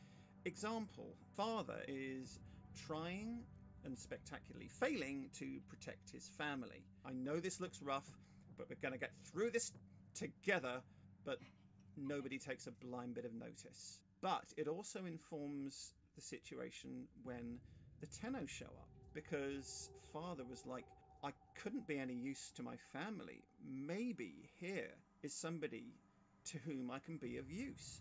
The role that the character has to feel like it fits in naturally with the situation even before any Tenno come along and want to buy guns. There are basic commonalities to a town or a hub. It's the oasis of respite in the middle of some kind of an ongoing conflict. On Deimos, you've got the infestation encroaching of Zariman, very environment itself. And then, if that wasn't enough, you've got the Corpus and the Grineer, each with their own agenda getting in on that. There's also being mindful of the many different ways in which the Warframe universe is different from our universe. One of the things that we have had to watch is keeping track of words that we've used that refer to real-world concepts. That then means that, or something like that, must exist in the Warframe universe. Little Duck says that we've clicked the Bien, hay una nueva actualización de Warframe, así que vamos a salir clown cars are a thing. De Warframe un ratito. We're getting so much closer to Y voy a cortar el streaming un rato, voy a seguir viendo el streaming pero estoy medio cansadito, así que voy a tirar un rato en la cama. Espero que les haya gustado, les mando un beso grande y nos vemos esta noche. As a special thank you for joining us for TennoCon today. For the next 48 hours, you can claim a special operator and